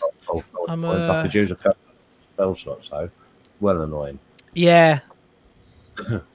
Well, imagine I'm only down 1. How do I do this? No, just writing over stuff. Okay. So there was going to be a surprise round. Fuck. Sorry, Okay. guys. Because you are surprised, which means Bird does not get to go, even though he rolled the highest. This fella does, and they're creeping in. Boom. Goes up to the first first sleeping person that he sees, and goes for an attack with advantage because it's asleep. It is probably going to hit it. Yes. Okay. And literally just slashes this poor guard's throat. This one is just going to get a little bit closer. So it's going to sleep. Orcs. And most of them are just edging their way in. Shit. What do you do, Pock?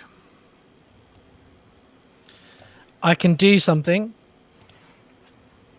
before the initiative order. Excellent. Technically, you are... yeah, you didn't notice them coming, so they're just all come in. So you're going to basically... Yeah. Do I have my my fighting stats in that sense?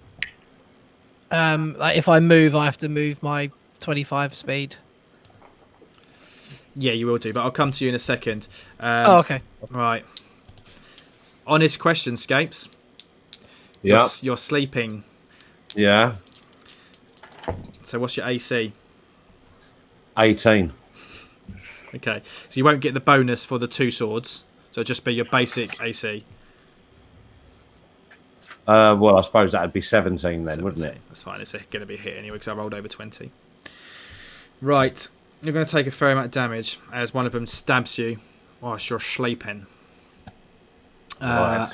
Okay. Well, it doesn't even stab you. They've got axes and just swings his axe down at you. What a prick. Doing 14 points of damage. Oof. Shit. Axe word. Well, that's a bit of a prick, isn't it? That's quite annoying. Yeah. Pock, it is your turn. What I'm going to do, actually, is I'm going to get all the orcs in. Another one charges in and kills off another one of the guards. And then I'm going to move you to the top of the initiative. Millicent, you get woken rudely as you take 6 points of damage. Okay. Fuck. Sorry, guys. Wanky rolls. Right. Okay. Go for it, Pock. So basically, just to set the scene, all these orcs have just rushed in. Some of them have got close enough to make an attack. Some of them haven't. But they're surrounding the campfire. They've just ran past you like ninjas because obviously you're invisible. They do not know you're there. They've made a couple of attacks, killed some of the guards. But you yourself are still... I mean, like I said, I'm going to put you right at the top because you've seen them run past you. So as they run past you, you can scream out and wake everybody up. And do Can you something. remove the dead guards, Luke? I'm going to in a second, yeah. So, the 2 deaths and the 2 attacks, would they have woken anyone up? They're stealth. So, I mean, They're- yeah, obviously, Scapes and Millicent have been woken up as they've just been bashed with this axe, and there's this drooling orcs demon in the night over you. They've just managed to kind of just like clip into your side and hit you more with the shaft of the axe than they have actually with the axe head itself. So, you know, luckily, how you're alive is who Right. knows. The ones that's dead is this one. Boom. And this one.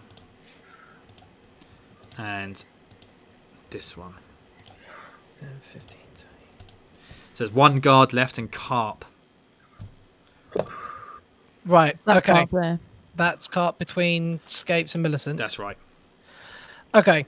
I'm gonna do a couple of things. I am gonna shout the loudest I've ever fucking shouted. Wake the fuck up! Attack or whatever. I can't do shit like that. You know what I mean. I scream, "Wake up! We're gonna die!" Then I am going to use my 25 foot. 5, 10, 15. Now, if I leave an area of attack whilst invisible, They where don't know does you're that... there.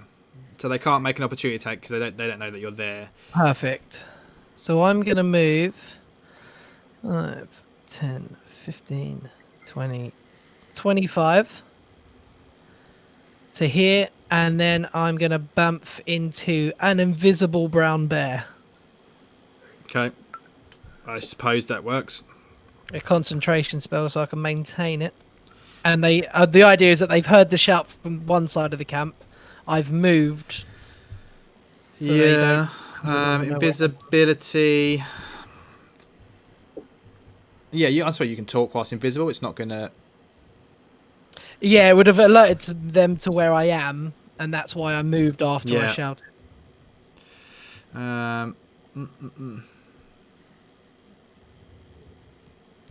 So the spell ends for a target that attacks or casts a spell, which you've not yet done. So that's fine.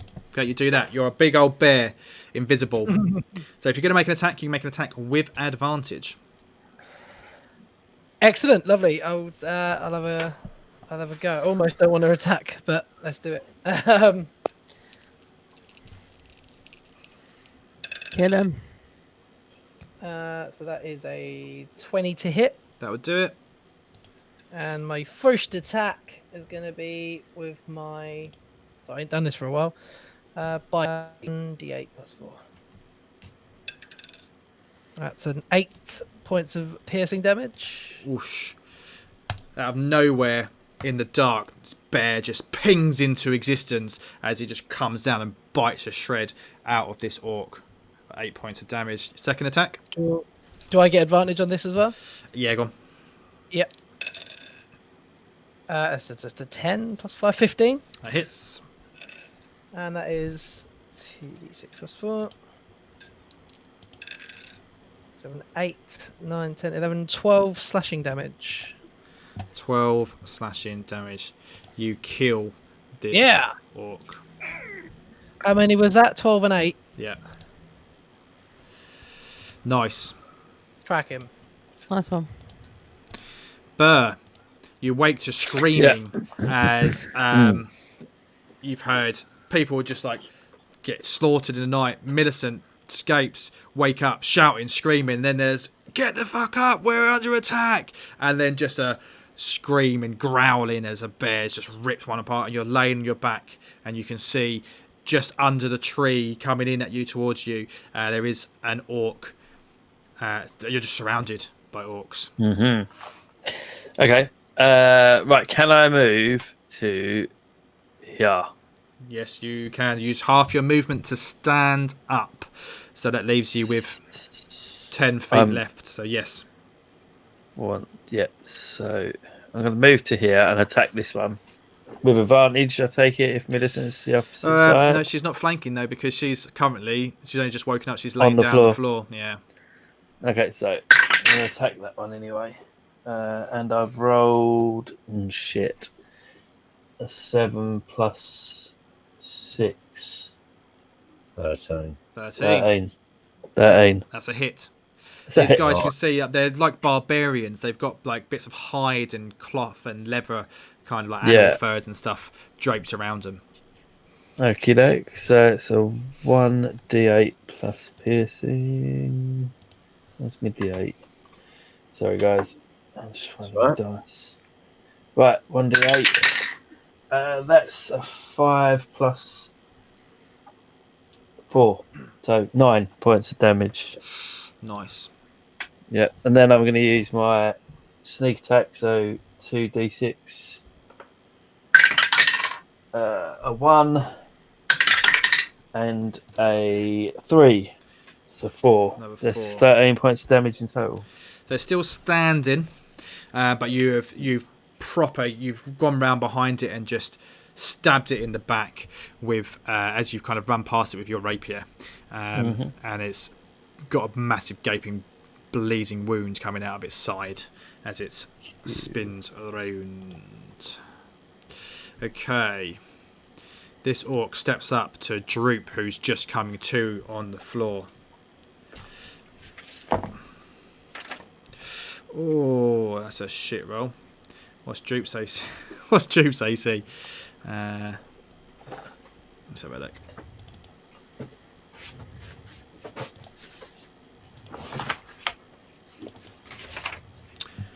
Droop doesn't have a character sheet. I don't know what he has.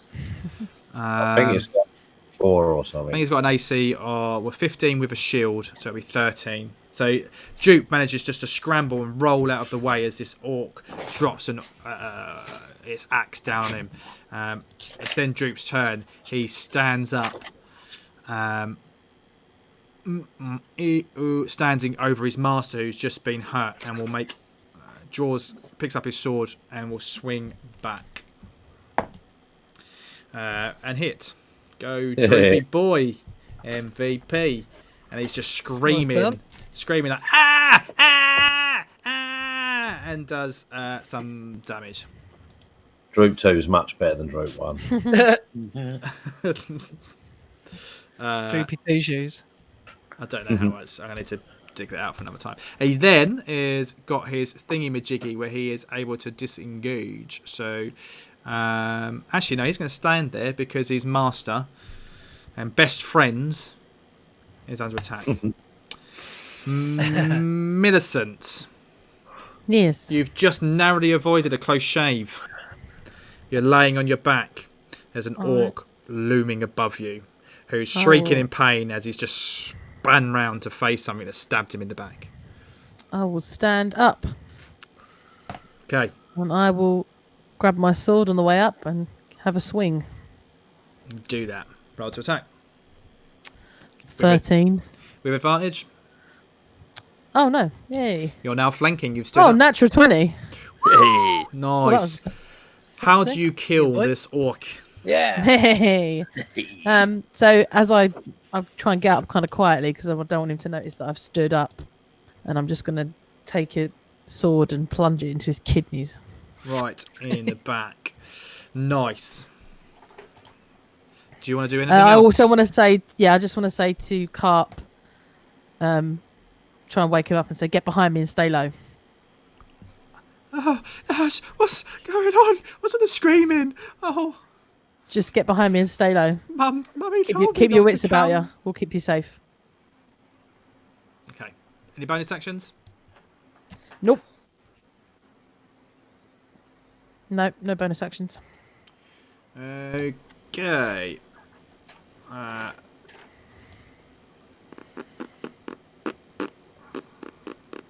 Trying to decide where to put this one.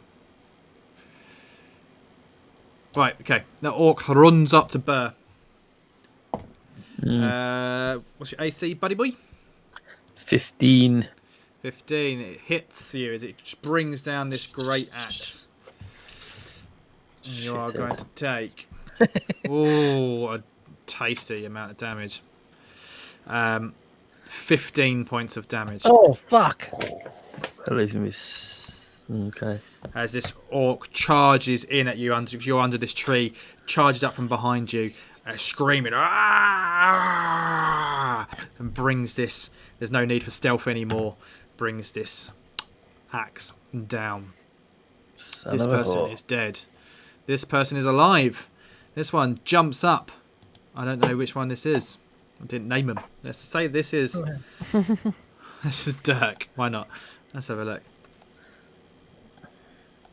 Gets up. Oh, and there is an orc right in front of him, so he's going to take a swing with his short sword. And probably hit, actually. Bloody hell. and do some damage. But not a lot, but does some damage. Worth it. Worth it. Orc. There's so many of them. Comes down. Bush. And attacks. 50-50, high or low. Gavin, Millicent, Burr, high or low? High. Goes for Millicent. Rolls a 16. That'll hit. Okay. For 11 points of damage. Shit. Orc. Another orc comes up and is going to attack this last guard member. And kill him. Oh, they're useless cunts, Yeah. aren't they? They're essentially Okay. all just like level 1 fighters. They haven't got a lot. That's our whole Phandalin plan Yeah. got out the fucking window, isn't it? Actually, no, he's still standing, Yeah, but not he's not looking good. Okay, escapes. There's an orc Yes. still next to you. He's gonna go for you because you're still technically on the floor. Misses you. Unfortunately, misses you, and you're wriggling out the way too. As you're kind of like rolling over, grabbing your swords, it's going to stand up, and he just brings this again, like with the last person, Droop. Brings this down, and just misses you. It's now. I'm going to do it again. 50-50, high or low. Millicent, high or low? High. Okay. 16 to hit you. That hits. You told me the number, but I want to cut in words. Do it. I'll allow it. Yeah. Okay, cool. 'Cause I wanted to get in there before you did it, but you already did No, it. that's fine. Yeah. So, D4. So as a reaction, I can have you take a D6 actually off. D6. Yeah. Okay, so it was 16. It's now 11. Hey, miss. Super. nice. He's dead. Dead. Orc. There's another orc next to the other guard who stood up. Oh, Dirk. He's fighting him off. Poor Dirk. He's still hanging in there as he's kind of just parrying off these blows. He's got 2 orcs on him, and he's backing up. Come on, Dirk. They're doing escapes. It's now you, mate. Okay, I want to get up and get my swords out. And Yes. You have the feat that allows you to do that. I remember. Okay, does that cost me anything then? No. So you can draw a weapon normally as part of your action. That's fine. But you've got the dual wielding feat, which allows you to do 2 at the same time. So you can draw both your swords. There's an orc next to you. You've got Carp behind you. Droop on one side. And you're just surrounded by... I mean, there's one orc that's just trying to swing at you. But they're just everywhere. All right, well, this orc in front of me, I'm going to swing at him because that's what I'm going to do. Go for it. Now, so with my long sword. Yeah. 15. That hits. And it says 6, which isn't a lot. Damage. Yeah. That's all right. I Second get attack. to second attack, yeah? Yep. I pressed it. Did I press it? Oh, there we go. 21. That would also be a that's hit. only- and it's only 5 points of damage. Okay, that's fine. That hasn't come through. There it is. 21, 5 points of damage. Still standing. Still standing. You've kind of jumped up, and as you've come up swinging, you slice one way across the chest, then you slice another way, and he's taken aback. You've proper kind of like bashed him round the side of the head with the flat of the sword. Me, you cunt! Ah! Okay. Anyway. Have you got anything else? Bonus action? No, I don't. 1 minute. Let me just check if lay on hands is a. I think that's No, an it's action. an action. Yeah, it is. And my other heal spell. Healing word's a bonus action if you've got a healing word. No, I got cure wounds and it's okay. an action, I'm afraid. Okay, I'll just stand there bleeding, facing this prick. Okay. Right. There's a bear out of fucking nowhere. This orc's going to be like, fuck me, there's a fucking bear. I'm going to go have him. And he charges up to shouting in, ooga, ooga, ah! 11.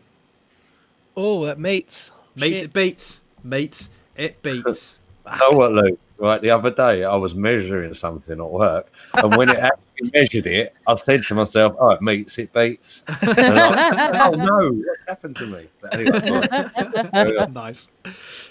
For 13 points of damage as it just chops at you with this great axe. Fucker. Okie doke. Okay.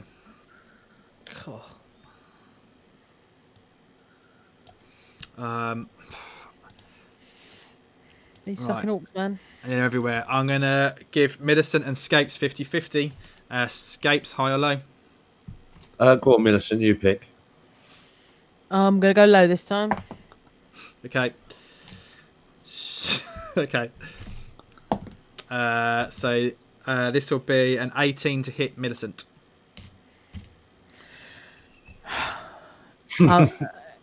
Yeah, that hits. Do you want to cut in words? I'll allow you to use cut in words. I would love to cut in words, yes, please. 1d6. So 14. Oh, it meets. Meets it beats. Fuck. Gonna kill you bastards. 11 points of damage, Millicent. Oh, I'm down. Down. yes. As soon as I'm not Shit. a fucking bear, I've actually got some stuff that can help, but I don't want to piss me points away just yet. I just deleted one from the fucking thing. Oh, so I added him back in. That was an Fuck, man. Oh man. That was an 8. I accidentally deleted him on initiative. Can anyone remember, like, these are the orcs that clearly Harbin Wester wanted us to come and get? Did anyone remember their goal or what they were achieving? They were just attacking They were just people. fucking people up. Yeah, They're orcs. they're orcs. I'm just trying Maybe to they think. have an agenda. Maybe you just don't. Yeah. They've had nothing. They've had nothing but maggoty bread for 3 stinking days. Yeah. Back on the menu, boys. Sorry. I thought that as soon Thank as I you saw for it. thank you for picking that up. That's all right. Right. This one is actually from where he is going to charge down because they get to double move as a bonus. Okay. And go for the Bear. bear because the bear is fucking huge, and there's loads of orcs up the top. It would be a bit overkill to get up there. So the bear. Oh, 11 Yeah, mates. mates. Mates, it beats. That's all right. I only rolled 3 points of damage. Lovely, I'll take that.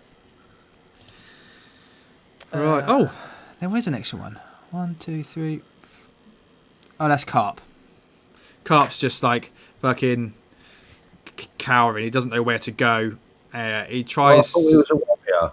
Pardon? I thought he was a warrior. What? Oh, He's a 12-year-old boy. He doesn't have a weapon.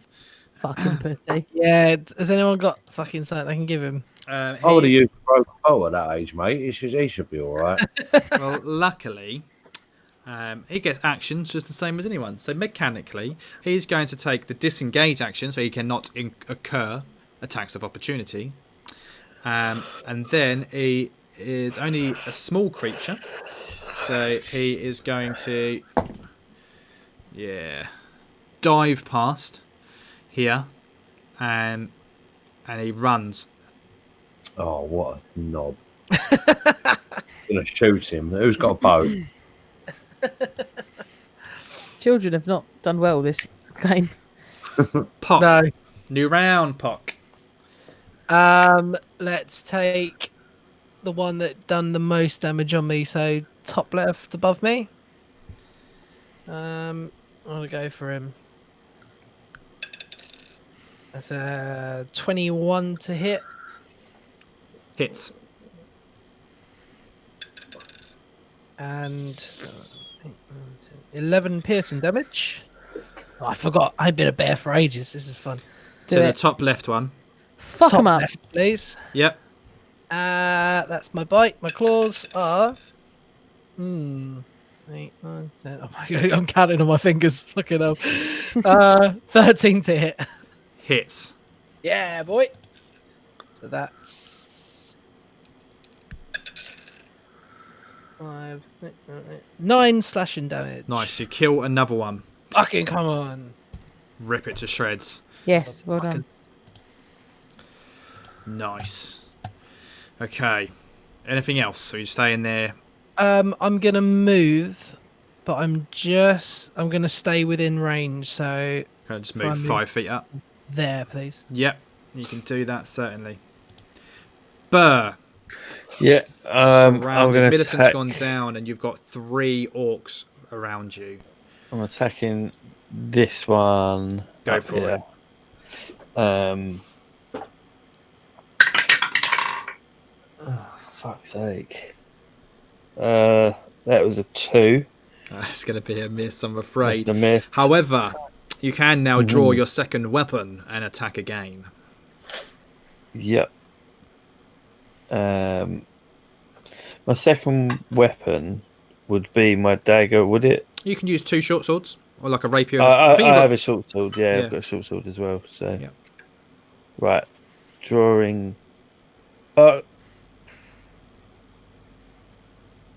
use my rapier, and that is a natural 20. Nice. Yay! So Come on. So that was with. So you used the rapier with your first attack, short sword with your second attack. Short sword second, yeah. So that's a D6. So you're going to do 6 points of damage, and then you can roll your second D6. But you can also, no, you can't get a sneak attack on this one, can you? No, I don't think you can you? You need. Sneak attack is. You need to have either advantage or where you have advantage, or another enemy creature is within 5 foot. Millicent is unfortunately unconscious, so can't give you the sneak attack. And then otherwise, you need to be fighting something with no other creature within 5 feet as a swashbuckler. Yeah. So just so D6 damage. So 6 plus a D6. 6 plus 5. Oof. It's 11. Tasty. Nice. Tasty. But unfortunately, not enough to down it. But And it's good I effort. am going to disengage. Okay. Yeah, because when you hit it, you can disengage from it for free. Yeah. And I can move. And that's the my swashbuckler feat. Speed, can't I? Yeah. Right, so I know we go through this every fucking time. I just want to check. Want me to read it out? Please, have you got it? Yeah. I shall have it somewhere here. Swashbuckler. 'Cause- That's,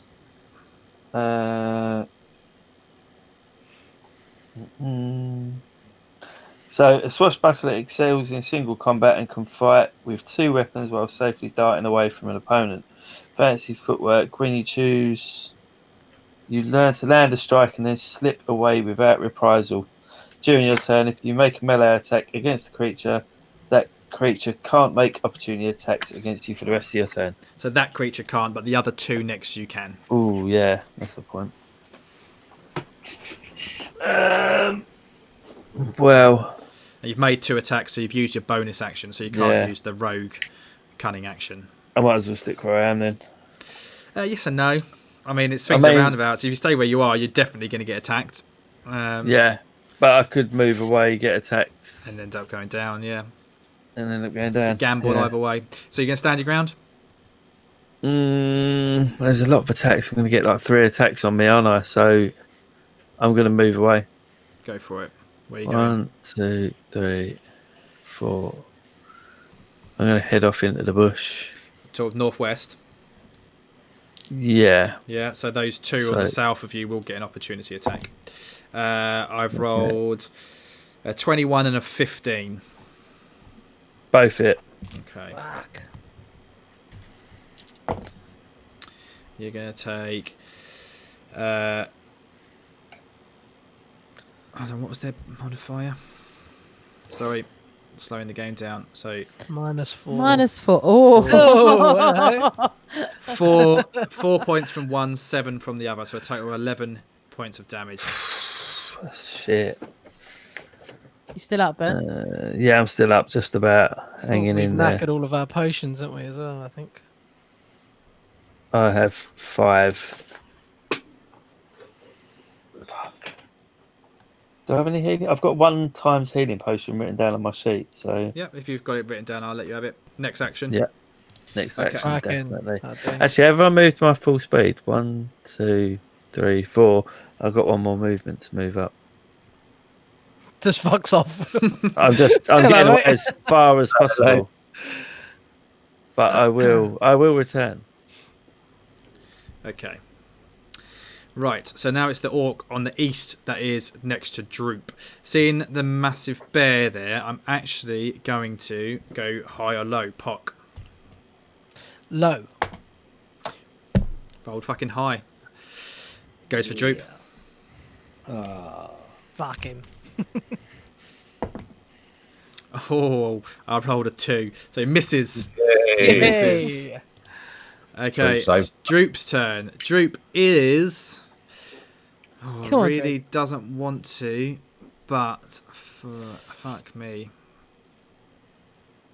I think he is going, because he's got the... So he can disengage as a bonus action. But then what he's going to do is basically skirt round Go and help the boy. him here. Oh, yeah. No, he doesn't know that. And you can't tell him that's your bear.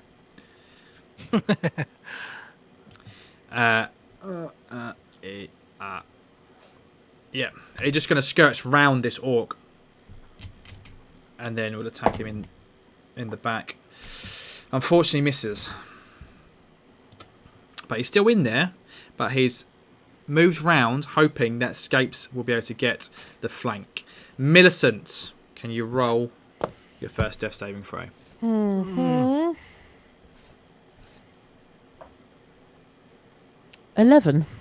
That's 1 success. Yeah. This orc charges after Burr. Prick. It's going to hit you, mate. 24 to hit. Fuck. Oh no. And that is 11 points of damage. Yeah, I'm down. Right, my gameplay's just fucking changed completely now. Only now. Well, it was if it was all, I was gonna keep on hacking and slashing, but I don't think I can.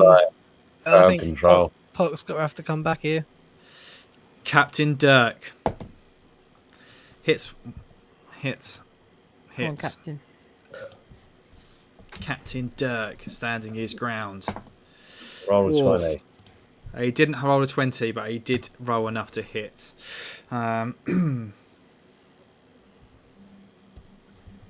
He's just swinging away again. Still, he's fighting off these 2 orcs. Right.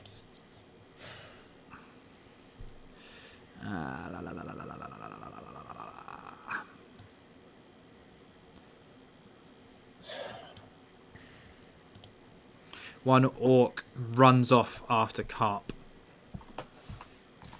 Oh, fuck. Fuck's sake. Orc on Captain really regretting Dirk. saying I would protect that kid now. Orc on Captain Dirk. Second one misses. Orc on Scapes. Scapes, he's battling off 2 orcs on his own there. See how well he does.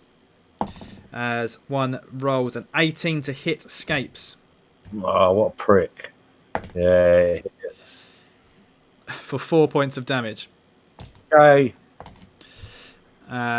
So you're toing and throwing, battling each other. You're parrying. He's kind of swinging round at you. He brings that axe down. You manage to block it, but as he does so, just the force of it pushes through, and he manages just to punch you instead. All right. Okay. Another orc leaving the Millicent's body comes in and goes to attack Captain Dirk. Fucking misses. Captain Dirk. Say he's doing it. I don't know how long he can keep it up. To be honest, as the 3rd orc that's next to him, the original orc, the one that he himself has done damage to, deals the killing blow. And Captain Dirk goes down after valiantly holding off 3 orcs momentarily. Poor Durkee. Gapes. 2 orcs to your north. Fires blaring just behind you. Millicent down on the ground, 5 feet away from you. I've got to move next to Millicent and put 10 points of healing into her as an action. Okay, that happens. Thank you. Millicent's eyeballs flash open as the wound heals up.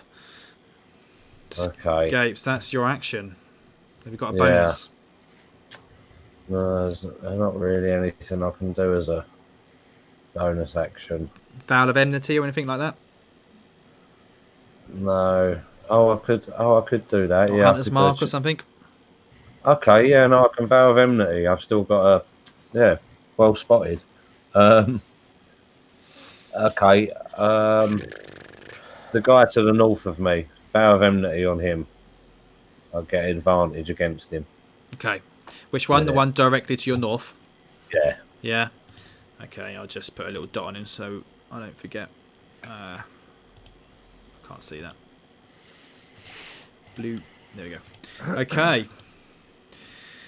Right, that's a dead orc. The next one is the one that you've just marked, and he will go to attack you. He doesn't see Millicent as a threat right now. That's going to be a miss. Yay. Rolled a 7. And then there's orcs fighting the bear. The scene cuts and there's just action everywhere. So as the camera's flashing between the different scenes of what's going on here, Captain Dirk Vantley fighting people away, stabbing one. Another one comes in the rear behind him. He manages to parry that blow. Burst, stabs one, and then runs away.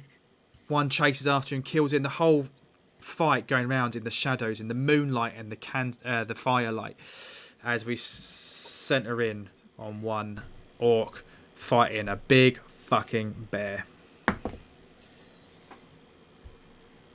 Rolls a natural 1. Come on! Fucking excellent. As he just doesn't know what to do. He kind of just swings down, but you just manage to just stick a foot out and just kick the axe out of his hands. It's your turn, Pock.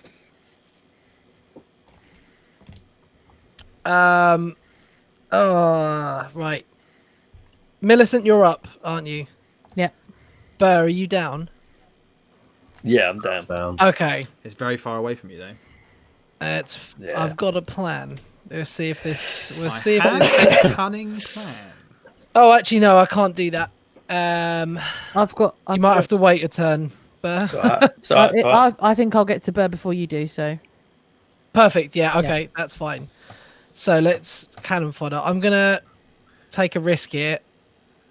I have to control a large space. Yeah.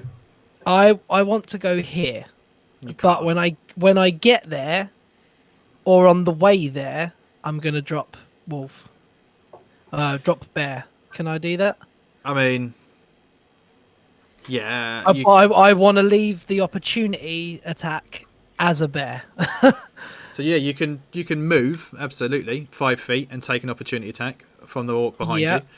So you do that. Okay. It rolled. Excuse me. Sorry. It's going to roll a 20 to hit you. Unnatural. Oh, fucking hell! Shit! I shit myself then. Yeah, bring it on. Doing 7 points of damage. That's all good. Okay. And then you can finish the rest of your movement. So you can drop it as a bonus action if that's what you want to do. Is it a bonus action to drop?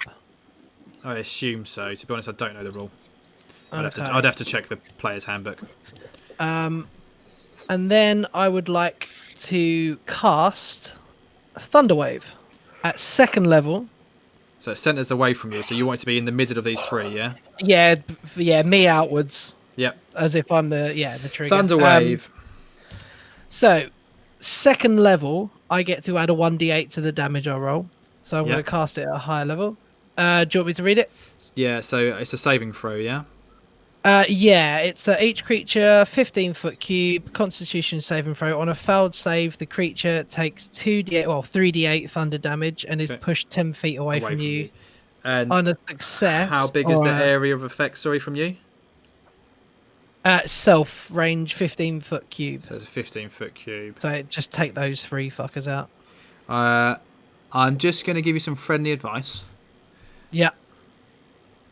Because it's a 15-foot cube centering from you. So, yeah, so it would be... That's fine. Don't worry. Square around me, wouldn't it? Yeah, it would be, yeah. Right, okay. I'll do clockwise. So the one at the top, what's the DC saving throw? 13. Okay. Passes. Oh, fuck's sake. The one to the southeast of you fails. And the last one succeeds. So they take half as much damage. So roll your 3d8. Yeah.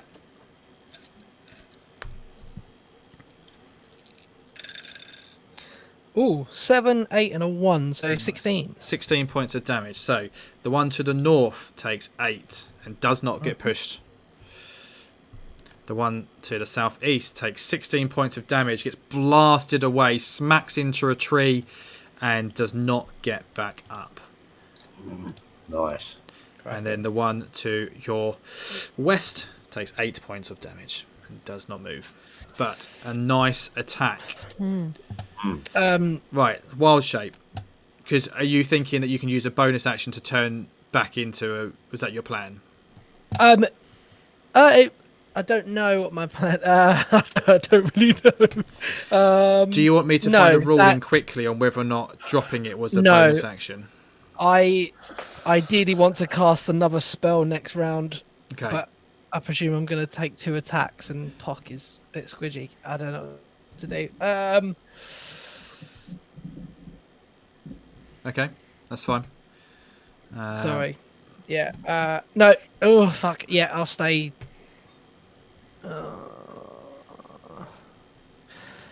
That's my only option, isn't it? Stay put or turn into something. Basically. The one of these is pushed 10 feet away, isn't it? Yeah, that's the one is dead. Yeah. Oh, okay. Fuck. Yeah. Oh, I see. Sorry, guys. Give me a second. Just trying to process. I want to cast a spell to give everyone advantage because we're fucked. Right, I'm just going to bite the bullet and stay. Even more fucked. Yeah. Just trying to scan. I want to stay as Pock. Yeah, stay as Pock. That's what I was just trying to find, is whether you drop it as an action. I'm not. Yeah, it's weird because if I lost all my hit points, it goes. But if I wanted to drop it willingly, I lose a bonus. It's weird, isn't it? It's like I'd rather have taken the damage and it drops. You know. Yeah, you can revert to your normal form earlier by using a bonus action on your turn. Shit bags. Is what it says. And then let me just check your circle of the moon stuff. When you choose a circle, you gain the ability to wild shape on your turn as a bonus action. Additionally, yeah. So it's a bonus action to drop. Okay, fuck it. I'll take the damage then. At least I've got no choice. Yeah. It's not on me. It's on. But you're there, and you're done. You've bonus action. You've moved. You've action spelled. Fantastic. Burr, you need to make a death saving throw. Cool. It's a long episode tonight. I should have probably broke for a break by now. I think what we'll do is we'll just do this as one super long episode. Yeah. What? Roll D20. Yeah. In fact, actually, Right. Quick break. let's have a quick break. Let's have a quick break, and then we'll do. But maybe when you edit it, just do it as one episode. I don't know. Maybe if we do 2 episodes, we do 2 episodes. I don't want to be playing till midnight. I'm really sorry. I wanted to have an early one, but this is. We're going to wrap this up. Man. So we'll. Yeah. Excellent. So in the break, people, stay where you are. We'll be back. Maybe if you're listening to the podcast, this is the end of the episode. I don't know. As unorganised as ever. Please just, follow us on Twitter, at ShowD&D, Facebook. Leave us a review wherever you're listening, watching. People in the break, while you're doing it, you're sitting there, go to fucking iTunes, download Podcast Addict, do something. Do us a favour. And stop voting Tory. Back in a minute, guys. Bye.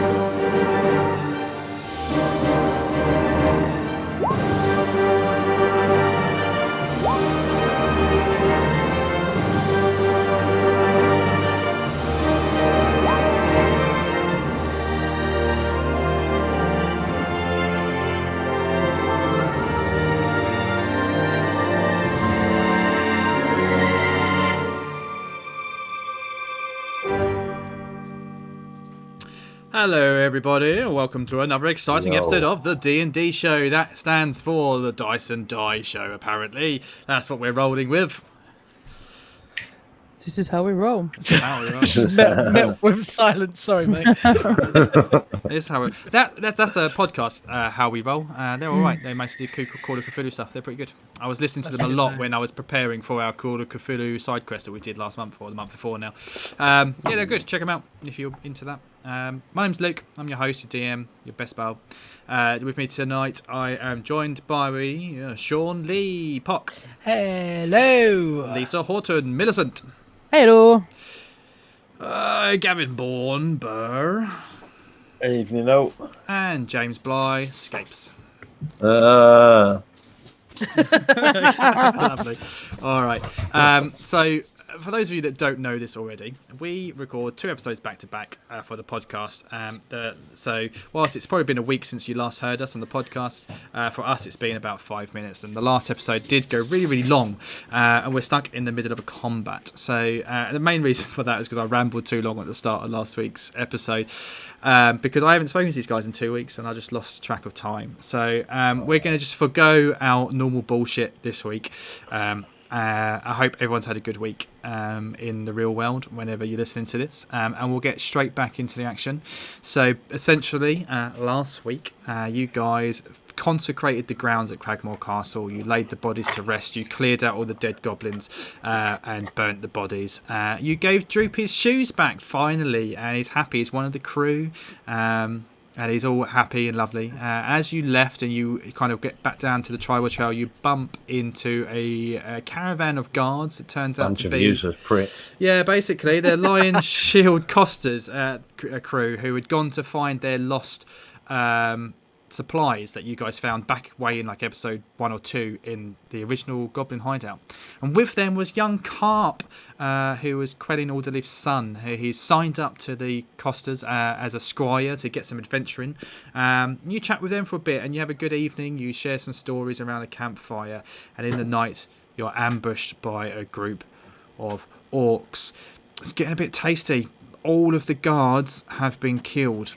Millicent gets dropped to 0. Burr gets dropped to 0. Scapes tactically lay on hands. Millicent is now conscious.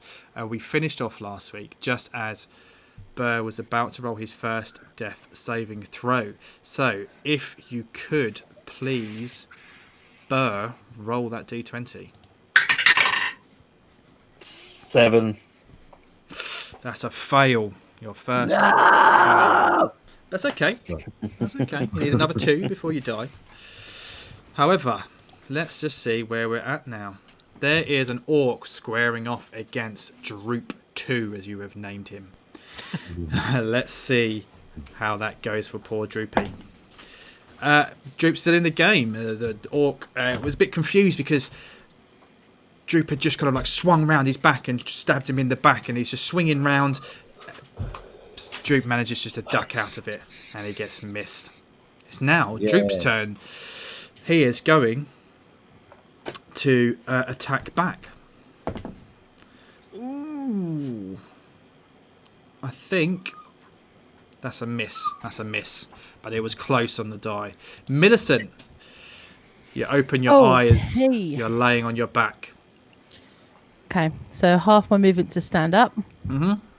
I'm going to take the disengage action, so I can use my other 5, 10, 15 feet of movement to get to here. And then I'm going to bonus action healing word Burr. Okay. Nice. Fucking. So 1d4. That's 9 points of healing. Oh, nice. Lovely. Wonderful. Thank you. It's all right. Okay. You will take an attack of opportunity, though, unfortunately, Millicent, before you do that.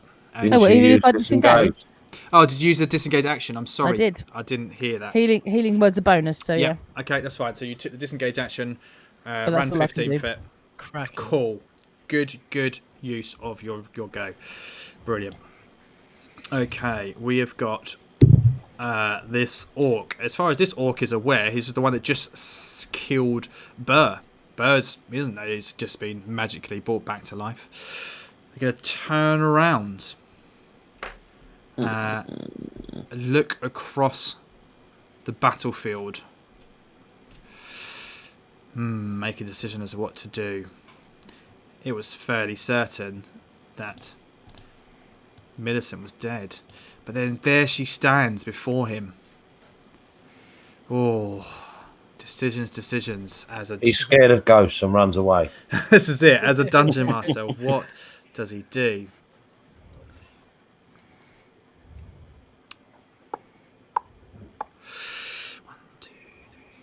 She is the Kwisatz Haderach. Okay. He is going to think probably. Oh, fuck me. I don't know what to do. I don't know if to be an arsehole or not. Millicent, I'm sorry. He's going to go for you. No, it's fine. That's fair. Yeah, I rolled over a 20, so that is going to be a hit, I'm afraid. Oh, shitting hell. For 12 points of damage. She's down again. Oh, son of a bitch. It would have been poor Captain Dirk of the Lion Shield Costa, but unfortunately he is no longer with us. And probably got blown to smithereens by Pock's Thunderwave that was done on top of him. So, yeah, he is dead. Okay. So now we have got the orc's turn. It's right next to you, Pock, the one to the west of you that you've previously blasted for 8 points of damage with that thunder wave. Didn't like that very much. Has got no other choice but to attack you. And I rolled a 21. Jesus Christ, that's not natural, is it? What? No, not Okay. 21. It's Natural 21. Natural 21. That's why he's been winning. For 9 points of damage. I'll take it. Okay. It then shouts something in Orcish. I don't know if any of you speak Orcish.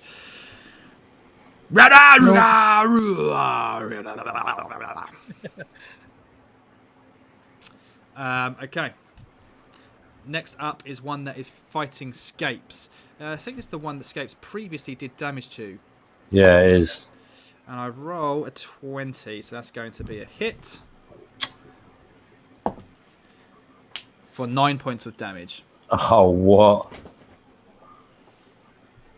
What a cunt. Oh, what a cunt. Our favourite word. Are you still standing? Yeah. Okay, good. I'm glad. It's now the second orc that was around Pock, who rolls a miss. Yay. That orc is dead. And Scapes, it's your turn. You've got the one that you vow of enmity. I have to heal myself. Yeah. I have to heal myself. That's all I can do. Okay. 10 points of healing. Because I've got 1 point left. So. Oh, that was so, close. As an action, I'm gonna lay on hands myself. Yeah.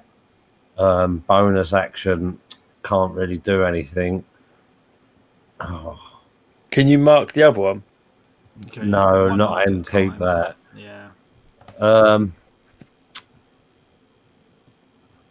No, I'm best with my back to the fire still. Oh, yeah. That's it, I suppose. That's all I can do. It's alright. No, I want to hit something. Okay. So you stand your ground. You don't want to risk the attack of opportunity. No. That's fine. No, I don't blame you, to be honest. Okay. Well, unfortunately, this is probably where the good that you didn't risk that, because it's that orc's go as well. So you didn't want to risk getting attacked twice. Right. So let's have a look. Oh, natural 1. Oh. Surely he lands on his own fucking sword or something. He misses you. Yeah. It's his mate. Yeah, to be He's- fair. No. No. Oh. Okay. Right. Oh, bloody hell. Decisions. There's 3 of you. So, There's plans in the making. right, okay. Pock, 1, 2. No, Pock, high or low? Low. Rolled a 6 on a d6. That's high. Hey. So, this one, who you ran away from earlier on, it's still left out on the east side of the battle map, Oh, charges Droop up to can't go Droop. I would like to remind the DM that he did drop his weapon He did. And when he picks it rolled a up. natural 1. He picks it up. Okay, fair enough. I thought that might be the case. So he picks it up, charges at Droop. I roll a 23 to hit Droop. Jesus Christ. Poor Drew. It was just going to be his shoes left standing there, ironically. Yeah. Droop goes down. No.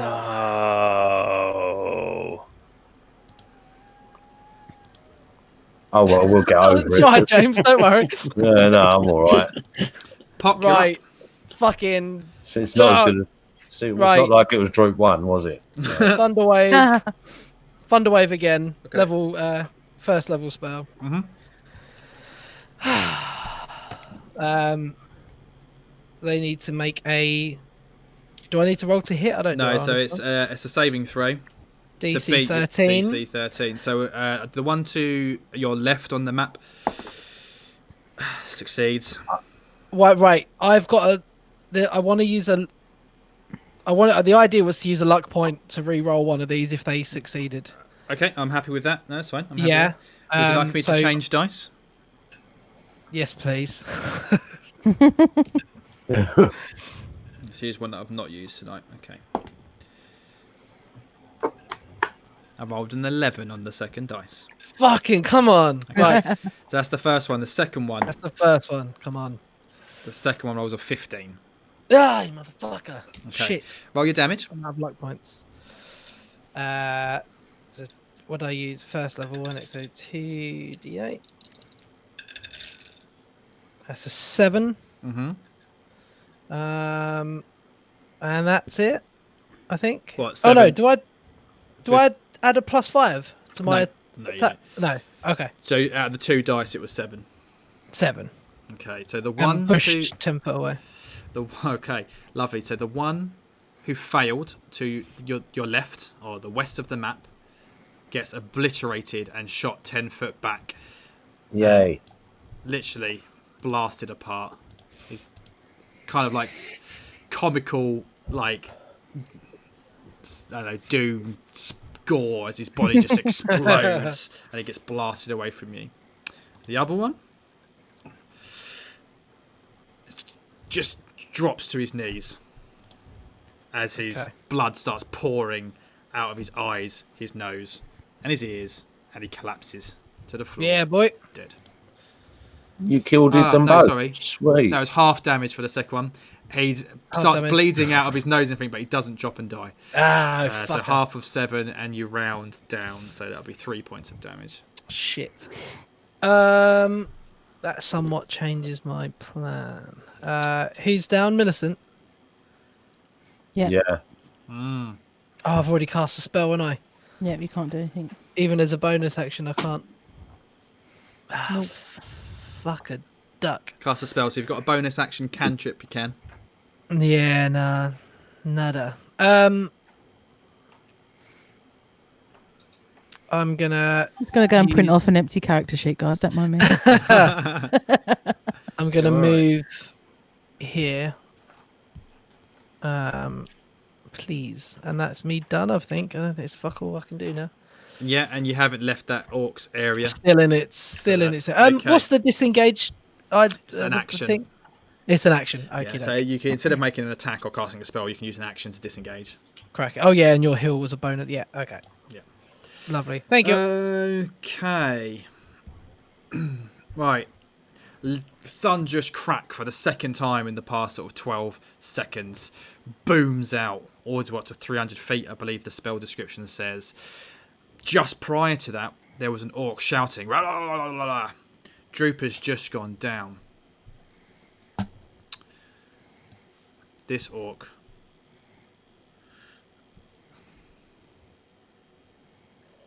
runs. Millicent, make a saving throw. Okie dokie.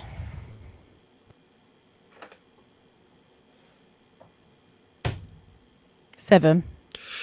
Your first fail. Well, I'm supposed to go after Puck. That's a good point. Did I skip you? I did. You were. Sorry. Yeah, you were. I don't know what happened or why I skipped you. Sorry. Okay. Now I don't know whether to. Can I give Millicent a potion? In theory, you can. Yeah, you can administer a potion. Yep. But what I'm thinking is that orc doesn't know I'm up yet. Doesn't yet. I will give you advantage if you want to get up behind him. And I'm thinking I'm probably better off attacking him. Do it. She's still got 2 rounds of failures before she Yeah, dies. and I can give her a potion after. I've Hopefully got. taking him down. If I can get to her, I've got something. Well, that's that an can heal. 18. That's a hit. But I'm gonna roll with advantage. Yes. Might get a crit. No. So 18 to That's still a hit. hit. Yeah. Then I shall roll my rapier. D6. D8 for a rapier. D8, sorry, D8 for my rapier, and roll a 4 plus 4, so that's 8. Plus sneak attack, 2d6. Plus my D6s, that's a 2 and a 1. So 11 points of damage. 11 points of damage, which isn't enough to Lovely. put him down, is it? No, but you do have a second attack with your other short sword. Yeah. I do, yes, and that's 1d. But I have to hit, don't I? You have to hit. That's another 18. That hit. Come on. Yeah. D6 of damage. 1d6. Come on, be good. 1. Oh, he's standing. He's standing. Hey. Bastard. And he Well didn't done, man. like it, and he shouts in pain. And you'll never guess whose turn it is. His go. It's his But go. do I disengage? You can. before You that? can. But he's still going to chase after me, isn't he? That's Maybe, the thing. maybe not. He ain't going to make any What hit points you on? odds. I'm on 9, so You. Because if he hits 1, Millicent, she 2, fails 2 3, death save throws, doesn't she? 4, I'd have to be pretty evil to do that. So basically, yeah, you can disengage. You've attacked him, so you can move without incurring an attack of opportunity. However, you had to stand up, which used half your movement, and then you've moved 10 foot to him. So I don't think you have any movement left anyway, to be honest. No, you're right. Okay. Maybe I'm gonna get attacked. 5 foot, maybe. Plus, Move if 5 she foot. heals, he's flanked. There you go. Okay. Yeah, he is going to take an attack at you, I'm afraid. Yeah, of course it is. However, He misses. he might miss. What's your AC? 15. No, he hits you. 16 on the die. Sorry, pal. Fuck's sake. For 7 points of damage. Shit. Still standing? Yep. Okay.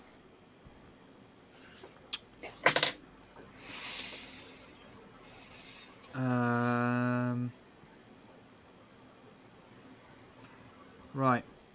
He then is actually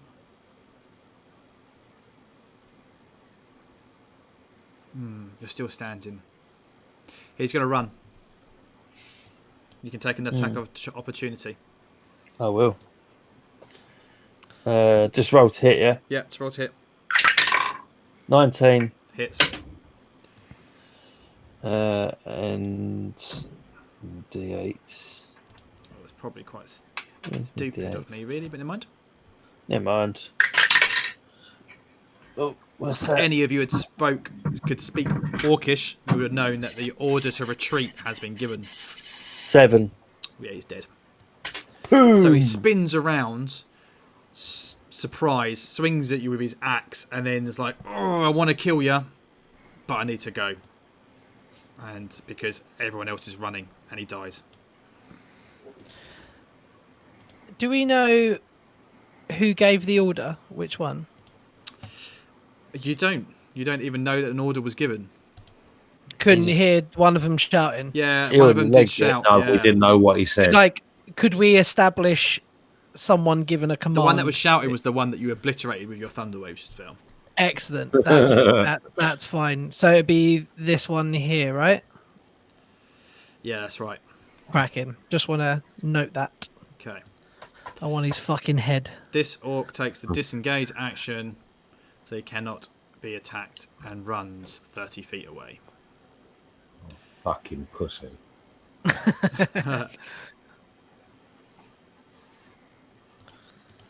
And then this orc also. Oh, he's only standing next to Pock. Yeah, he's just going to run. So, Pock, you can technically take an attack opportunity if you want to make a melee attack with your quarterstaff. Absolutely. Ain't getting away, nothing.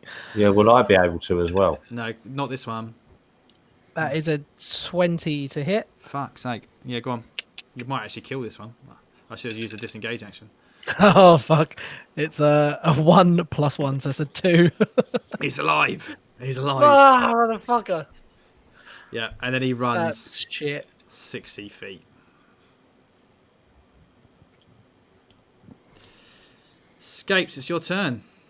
All right, I want to swing for this fucker in front of me with advantage. Do it. Okay. Oh, is he hunter's marked? 22 for 9 damage. 22 for 9 damage. No. Nice. Is he dead yet? He's not. Oh, I use my other attack then. With advantage. Yep. For 20 for 5 damage. Believe it or not, he is also still standing. What? Is that a natural 20 you got there? No, it isn't. No. It's not, is it? No. Are you adding your hunter's mark to it, James? It's, He's not hunted marked. I've only sorry. got one Sorry, spell my bad. slot. I thought I might need it for healing. So Fair bet. Yeah, sorry. yeah, so it's a vow of enmity which gives him the advantage on the attack. yeah. Okay. Shit. Yeah, he is also going to disengage and run away. So they're all running in different directions. There is... yeah, and then that orc runs away as well.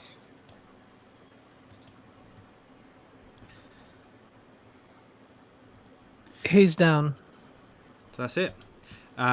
Unless you want to decide to chase after some of these people, you're out of combat. So Millicent is down, Burr is down. I am going I'm to up. Now Burr's up. take out the dwarven brandy, give it to Scapes, and say, like, you know what to do. Get them back to a hit point. I'm then going to turn into a wolf with my last one of the day, and I am going to go looking for Carp because he's gone. Well done, sir. Carp is gone. Okay, I'll come back Using to my sniffy smells. Yeah, that's fine. Yes, okay. So that all happened several rounds ago. Pock is nowhere to be seen. I'm here. Hello. Sorry, Pock. Carp is nowhere to be seen at this moment in time. All of these orcs which are still on the map are gone. But you can certainly go and try and find Carp. Roll me perception with advantage then.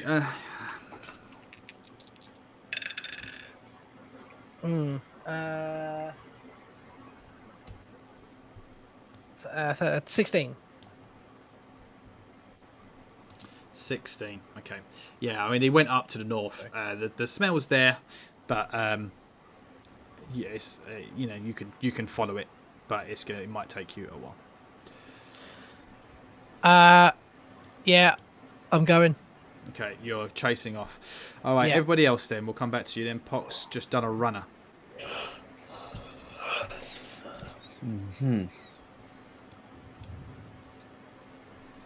Actually, as well, I gave him my red brand cloak, so I'm following the scent of me and Carp. That's fine. So I'll come back to you. Everybody else. Yeah. Escapes. I'm still dead. So that heads up, that Dwarven brandy I gave you, it gives 1 hit point if a shot is drunk, Well, Burst which we already know. Thingy majiggy. Oh, we got. Oh, Yeah, Go cool. Well, potion. where's Droop?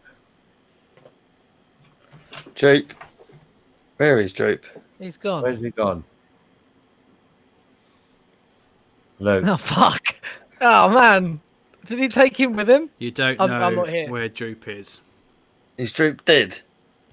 Well, he was dying. He was dying. Yeah, The orcs have taken him. You don't know where Droop is. Also, one of the bodies on the floor is missing as well. One of the guards. So they've come and they're going to eat him. Oh no! Probably. Ah, feast. That's what you'd do. Exactly. Yeah, feast, feast. Full circle Did I- karma. Did I miss the part where someone gave me a shot of brandy, or am I just dying? You're still on the floor dead. I'm giving you a healing potion. 2d4 nice. plus 2. And then if someone can heal me, come I on can two. one up, yeah. Yeah. Just to let you know, there are 15 shots left in that brandy jug. I think they're using a potion. Yeah. I didn't We'll know. buy Yeah, I s- forgot we had We'll buy potions. some more healing potions when we're in town next. Shall I We'll roll rob it? them from Western. Yeah, 2d4 plus 2.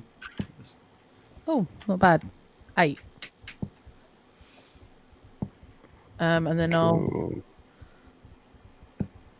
do you remember that? Burr. Escapes, Millicent Burr. What are you doing? What are you talking about? You want to know? I want to search for tracks for Droop. You're not going to talk to each other at all. Burr, you've got 8 more hit points. Oh, sweet. Thank you. What the fuck was all that about? Where is everyone? Don't know, but I think they've taken Droop and one of the guys for lunch. And I don't mean out to dinner. Oh dear. And what about Pock? Oh, Pock's run off. I think well, I saw where no, I didn't see where the kid went because I was dead, so no Fuck idea. the kid. What about Droop? Can we go over to where Droop was fighting and see if there's any tracks? Absolutely. Roll me perception. 17. Yeah, Nat so 20. nice. Oh, no, 20. Yeah, so both of those are good. So I mean, you can see where Droop fell, and there's a bit of blood. You can see there's a lot of footprints where the fight was kind of moving around and milling around, and then you see a heavy set of footprints that run away. There's a to the east. Right. So we're going to follow these tracks, guys. Well, we need Pock back first, and I think we can. Well, we know where there's an orc hideout nearby. Pock can probably track us, can't he? Yeah. Or we can always try it. Yeah, boy. Yeah, boy. We want to be as quick as we can because we don't want them to get back to the hideout. We should go after the kid as well, though, because that the mum would never forgive us. Yeah, but you know, Droop's pretty Droop's funny. one of us. Sure, you know, the boy was That's very fucking funny. great reasoning. It was more tragic than funny. Droop's a better character. Well, I mean, The boy's getting eaten up in this world. I don't want to suggest splitting the party, but should we split the party? We're dying as well, though, aren't we? Yeah, we're all pretty low on everything at the moment. Well, look, let's give it 10 minutes and see if Pot comes back with any results. All right. Yeah. So we're just going to hold until he returns, if he Okay. returns. Pock, I'm going to need some tracking rolls. Come on. Okey-doke. So, I reckon probably survival, Okay. I should imagine. Nothing to do. Oh wait, as a wolf or as Pock? As a wolf. As a wolf. But you keep your proficiencies. So survival is wisdom. So it'll be a wisdom check with proficiency if you're proficient in survival. Cracking. And am I relying on hearing or smell advantage or no advantage? Yeah, you're sniffing it out, I suppose, Yeah. a bit. Yeah. It's an 18 plus 2 for a dexterity. Sorry, wisdom. So plus 3, 21. 21. Okay. So you follow on for, I don't know, not that far. I mean, they had maybe 20 or 30 seconds head start. And they can move a decent amount of space in that. What's that? 60 foot every 6 seconds. So they've I've got a couple hundred 50. feet. You follow on. Roll me another survival. 18 again, so 21. Fucking hell. Okay. So after a couple hundred feet, which doesn't take you long to kind of travel, when you're sniffing out and you're perceiving and stuff, you move at your half speed. So it does take you a little while to find the end of the tracks. Eventually, you come to they kind of loop round. What you can tell is sort of to the east of where you were camped. Whereupon you come to a mess, basically, of what you guess is probably, yeah, mate, I don't know, kind of like the tracks change to more like animal, and then they kind of just disappear off to the east again.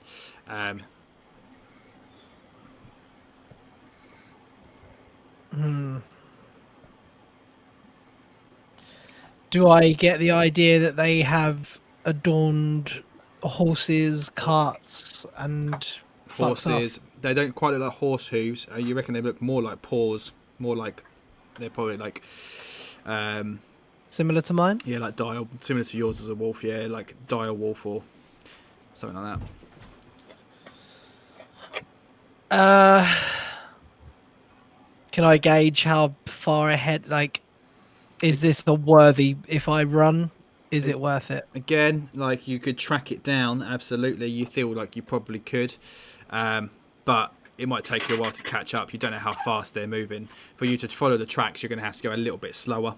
So who knows if you'll catch up to them or not? But there's definitely tracks that you can follow.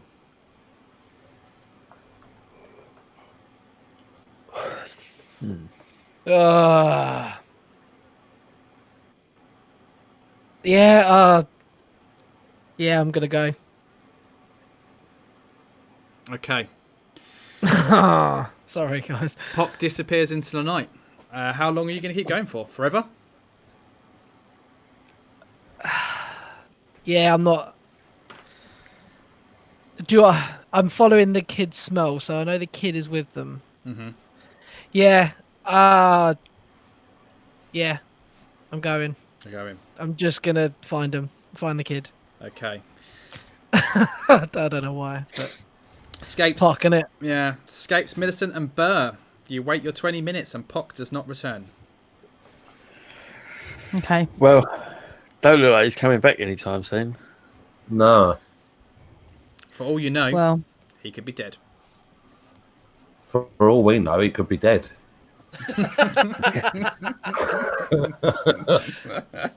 well, the way I see it, we've only got a few options here. None of us are fit to fight at this point. Not even Pock, but crazy old man's gonna fucking chasing after that kid probably. We want Droop back. He's probably also gone that way, hasn't he? That we know that we've got tracks for Droop to the east. We know roughly where their hideout is, right? So we start heading east. Yeah. Like take it like to like, you know. Let's try and get an hour or so on the road tonight, and then maybe take a rest because we will need our strength. We couldn't do this with a point of exhaustion. We can only hope that we meet Pock on the way. Definitely. Cool. Let's do that. Okay. So what you probably... Let me just turn off the... So again, you can see... At worst, we'll just have to kidnap ourselves another goblin. Yeah, that's all right. We can always get another goblin. Lucia. GG's. Right, look around. There's a reason. There's a reason he's done this. No, just so you can see the full map, because we're done with it now. Basically, it's a lovely little map. Oh, okay. But you'll see you've got loads of horses. You guys had 3 or 4 horses, and then there was the horses that these guys had as well. You've got loads of horses. You've got 2 carts filled with stuff. Oh, have they got any healing potions in those carts? It's all. You have a look through it. It's all the stuff that was in the cave right at the very beginning. So it's all oh, amazing! Millicent, it worked. Let's go and sell this shit. They're not going to believe this when we go back and tell them. Yeah, I know. Not, are they? Phandalin is just a minefield right now. Well, if we can get cart back, we've got at least someone's testimony. Yeah. We just need to take the horses and go. You've also got the dead body of Captain Yes. Dirk, and then Marcus, Anlo, and Dodd. But we can't allow all this shit to weigh us down. I think we just need to stash the cart, stash the bodies. And we've just had lunch, so we should don't need to worry about it. I did voice at some point in the fight that I want the leader's head. That's it. You've got bodies to search. You've got all sorts.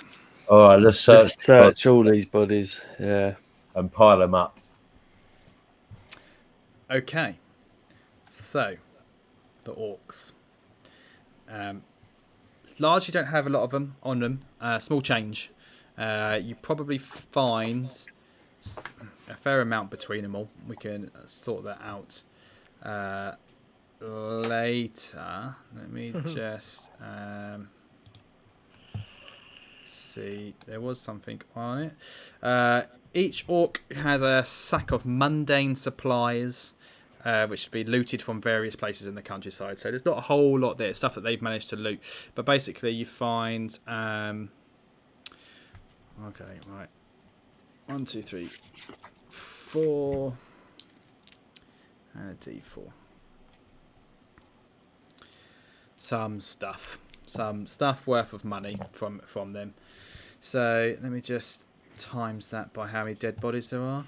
1, 2, 3, 4, 5, 6. So what's 6 times 4? 24. 24. What he said. Who knows how to work the dice in Roll20? Yeah. Can you roll 24 d6? Jesus. Roll high, stay rich. 88. You find 8 between all the bodies. 88 silver pieces. And 6, 7, 11, 14, 15 gold pieces. Okay, I've added them to the treasury. On this body here, who is the one that shouted something earlier on, you also find some parchment rolled up. When you open it, you find what is crudely drawn a map. And you look at it.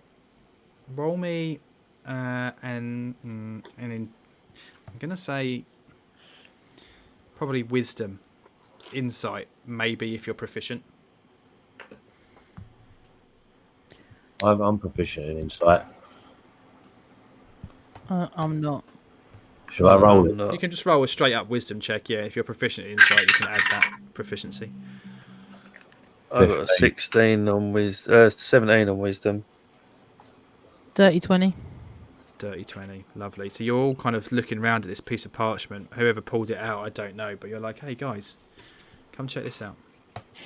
And you're looking at it, and you think, whilst it's crudely drawn with a bit of charcoal kind of pencil or something, it looks remarkably like a plan of Phandalin, and there's kind of like crosses on it and arrows, and kind of looks like they've been stalking Phandalin.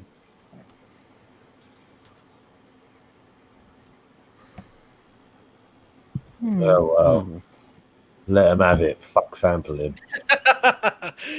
Fuck Phandalin. Said quoted underneath the Phandalin 4. Yeah. Well, yeah. I mean, not interested. I want our boy back. Definitely. Well, I think we've significantly reduced their numbers today. At least, at least one hunting party's down. We'll take the map anyway, you know. But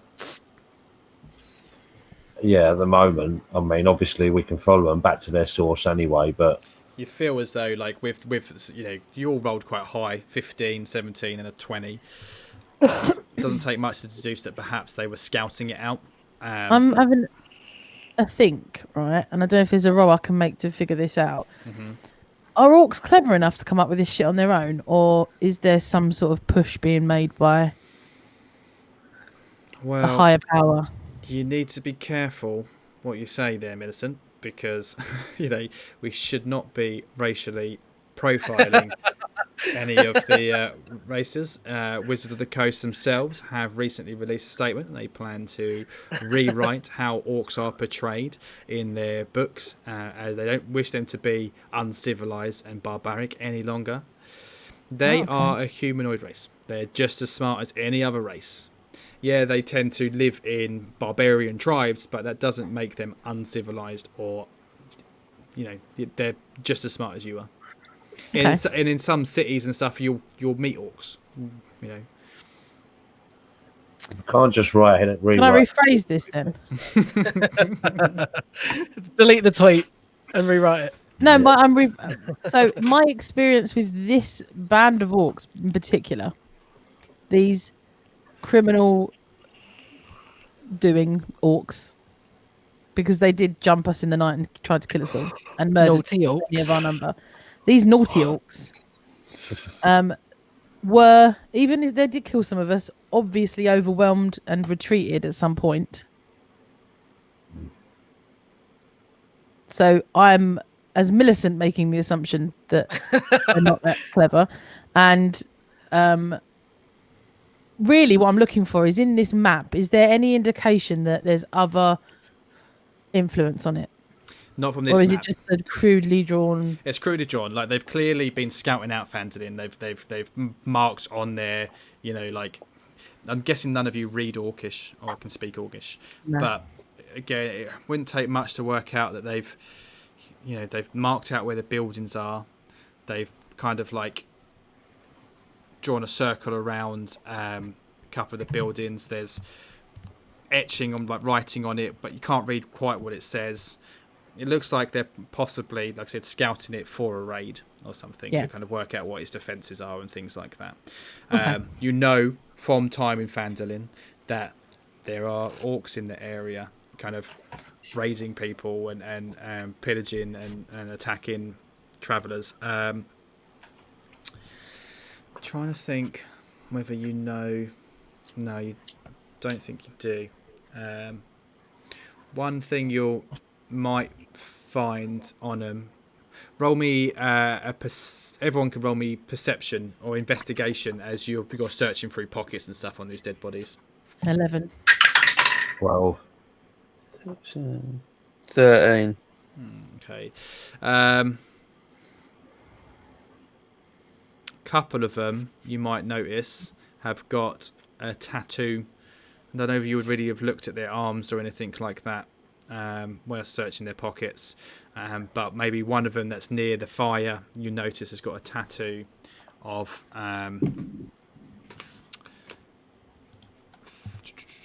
it's the three arrows. Let me see if I can find a picture so I can describe it to you. It's like a bow,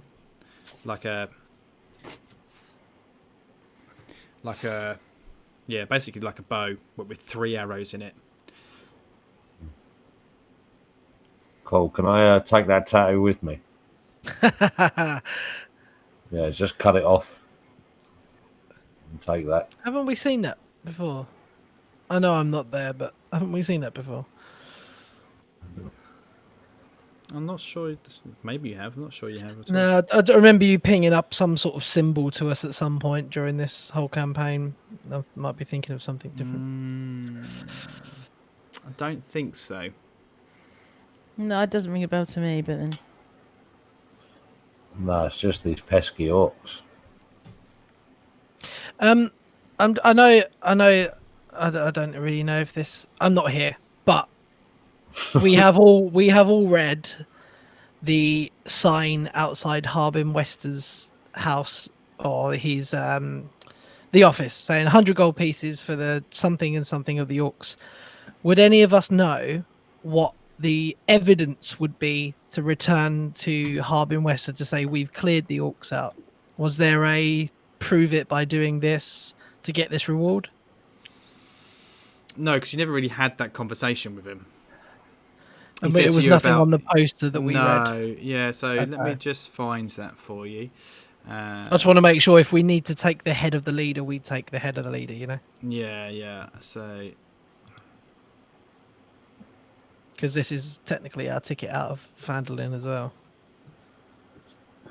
Yeah, so basically it just says, looking for someone to head east.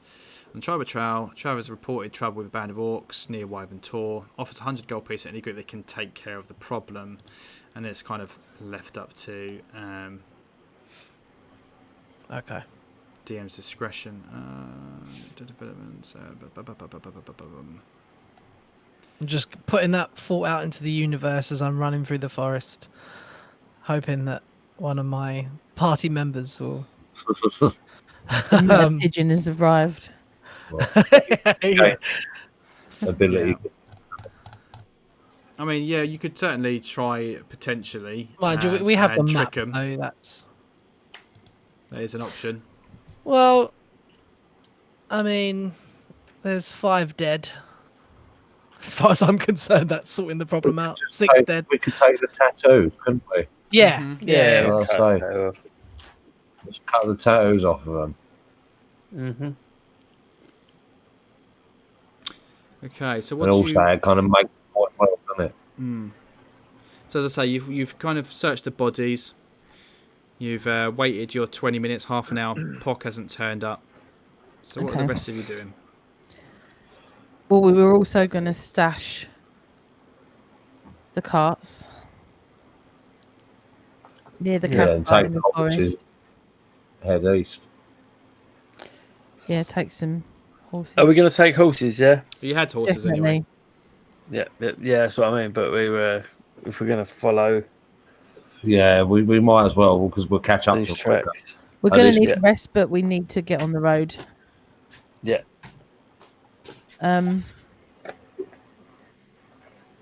Every... No, I don't think it's going to work, is it? No, never mind. Don't worry. You're only about 3 hours or so from Phandalin. But we're not 3 hours from the York. Yeah, I think we've got to go to the. No, yeah, so let's move you over to the world map. Your It's this, well, talking to the Burr and Scapes and looking at this map, you know, we were under the impression that the hideout is over here Yeah. But actually, if they've got a plan to invade Phandalin and we found them over here somewhere, that's probably where they're headed, right? Yeah, so I kind of They've would already have come out of you there. as you've kind of come out of the woods. I think originally, like the trail you found, we said actually was over here somewhere.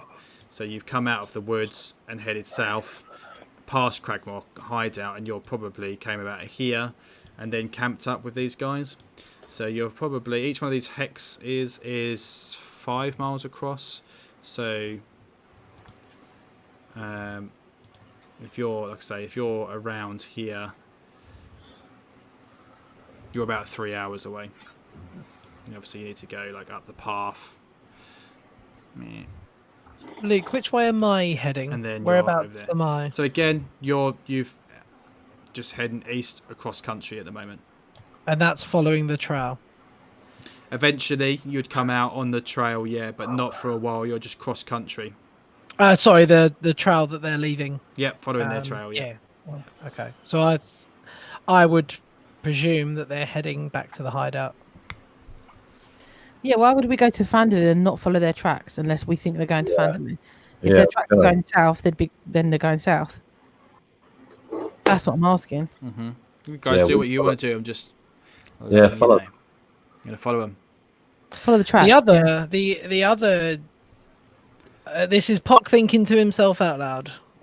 If they're heading east, we also know of another location that is in that direction that may have something to do with orcs. The East Pole. The East What? Pole, What other location? where our ultimate goal is that area, isn't it? That's what I'm talking about. What is it? West Spire Peak or something? The Wyvern Tor. Thank you, Wyvern Tor. That's the place I'm referring to. Yep. So Wyvern Tor, big old mountain Right. over here somewhere. Your ultimate goal. Well, I mean, I'm assuming you're referring to the mine. The Lost Mine is over there, isn't it? Yeah, supposedly it's over here. Oh, it's the big red X on the map. Okay, right, fair enough. Didn't see that. Yeah. Okay. We've got to follow what we know, which is the scent, right? The tracks. Yeah, you've got tracks. I mean, you could follow the take the, tracks. talking about hiding the carts and stuff, and you've got the horses. I mean, you could take it all with you, or just leave it all, or whatever. It'll only slow us down. Well, that's my vote Yeah, anyway. We don't need that. Yeah. We don't need that shit. Okay. We'll go to what's her name, Lenine. Be like, right, so we found your stuff, but now it's in a different location. And everyone you know is dead. Okay. So in the night, you head off east. Pock is on his own. After an hour or so of following these tracks, he loses his wolf shape. I will have to short rest and then keep going as much as I can. Hopefully, picking up the trail after a short rest. Okay. Didn't think about that. Find out what happens next week, I suppose. I should imagine that if you've had to stop for a short rest for it's just an hour, and these guys are just trooping it on horses, they will probably catch up to you whilst you're having a short rest, which makes everything a whole lot simpler. That's fine with me. Tune in next week. I'm tired. I'm in bed. I'm at work Yeah. all day. I'm on holiday. I need to Lovely go to bed. game. Lovely game. Thank you very much, everybody. As usual, like and follow us in all the usual places at Show D&D, Twitter, all that nonsense. And please give us a review and any other podcast that you listen to, because it's fun doing this, but it's also nice to know that we're appreciated. And don't vote Tories.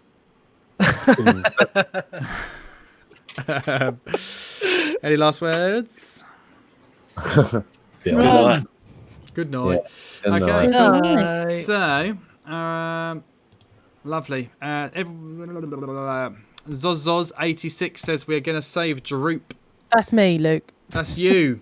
Lisa says we're going to save Droop. I just went into the chat and everyone's like, R.I.P. Droop. I was like, no. Droop. Yeah.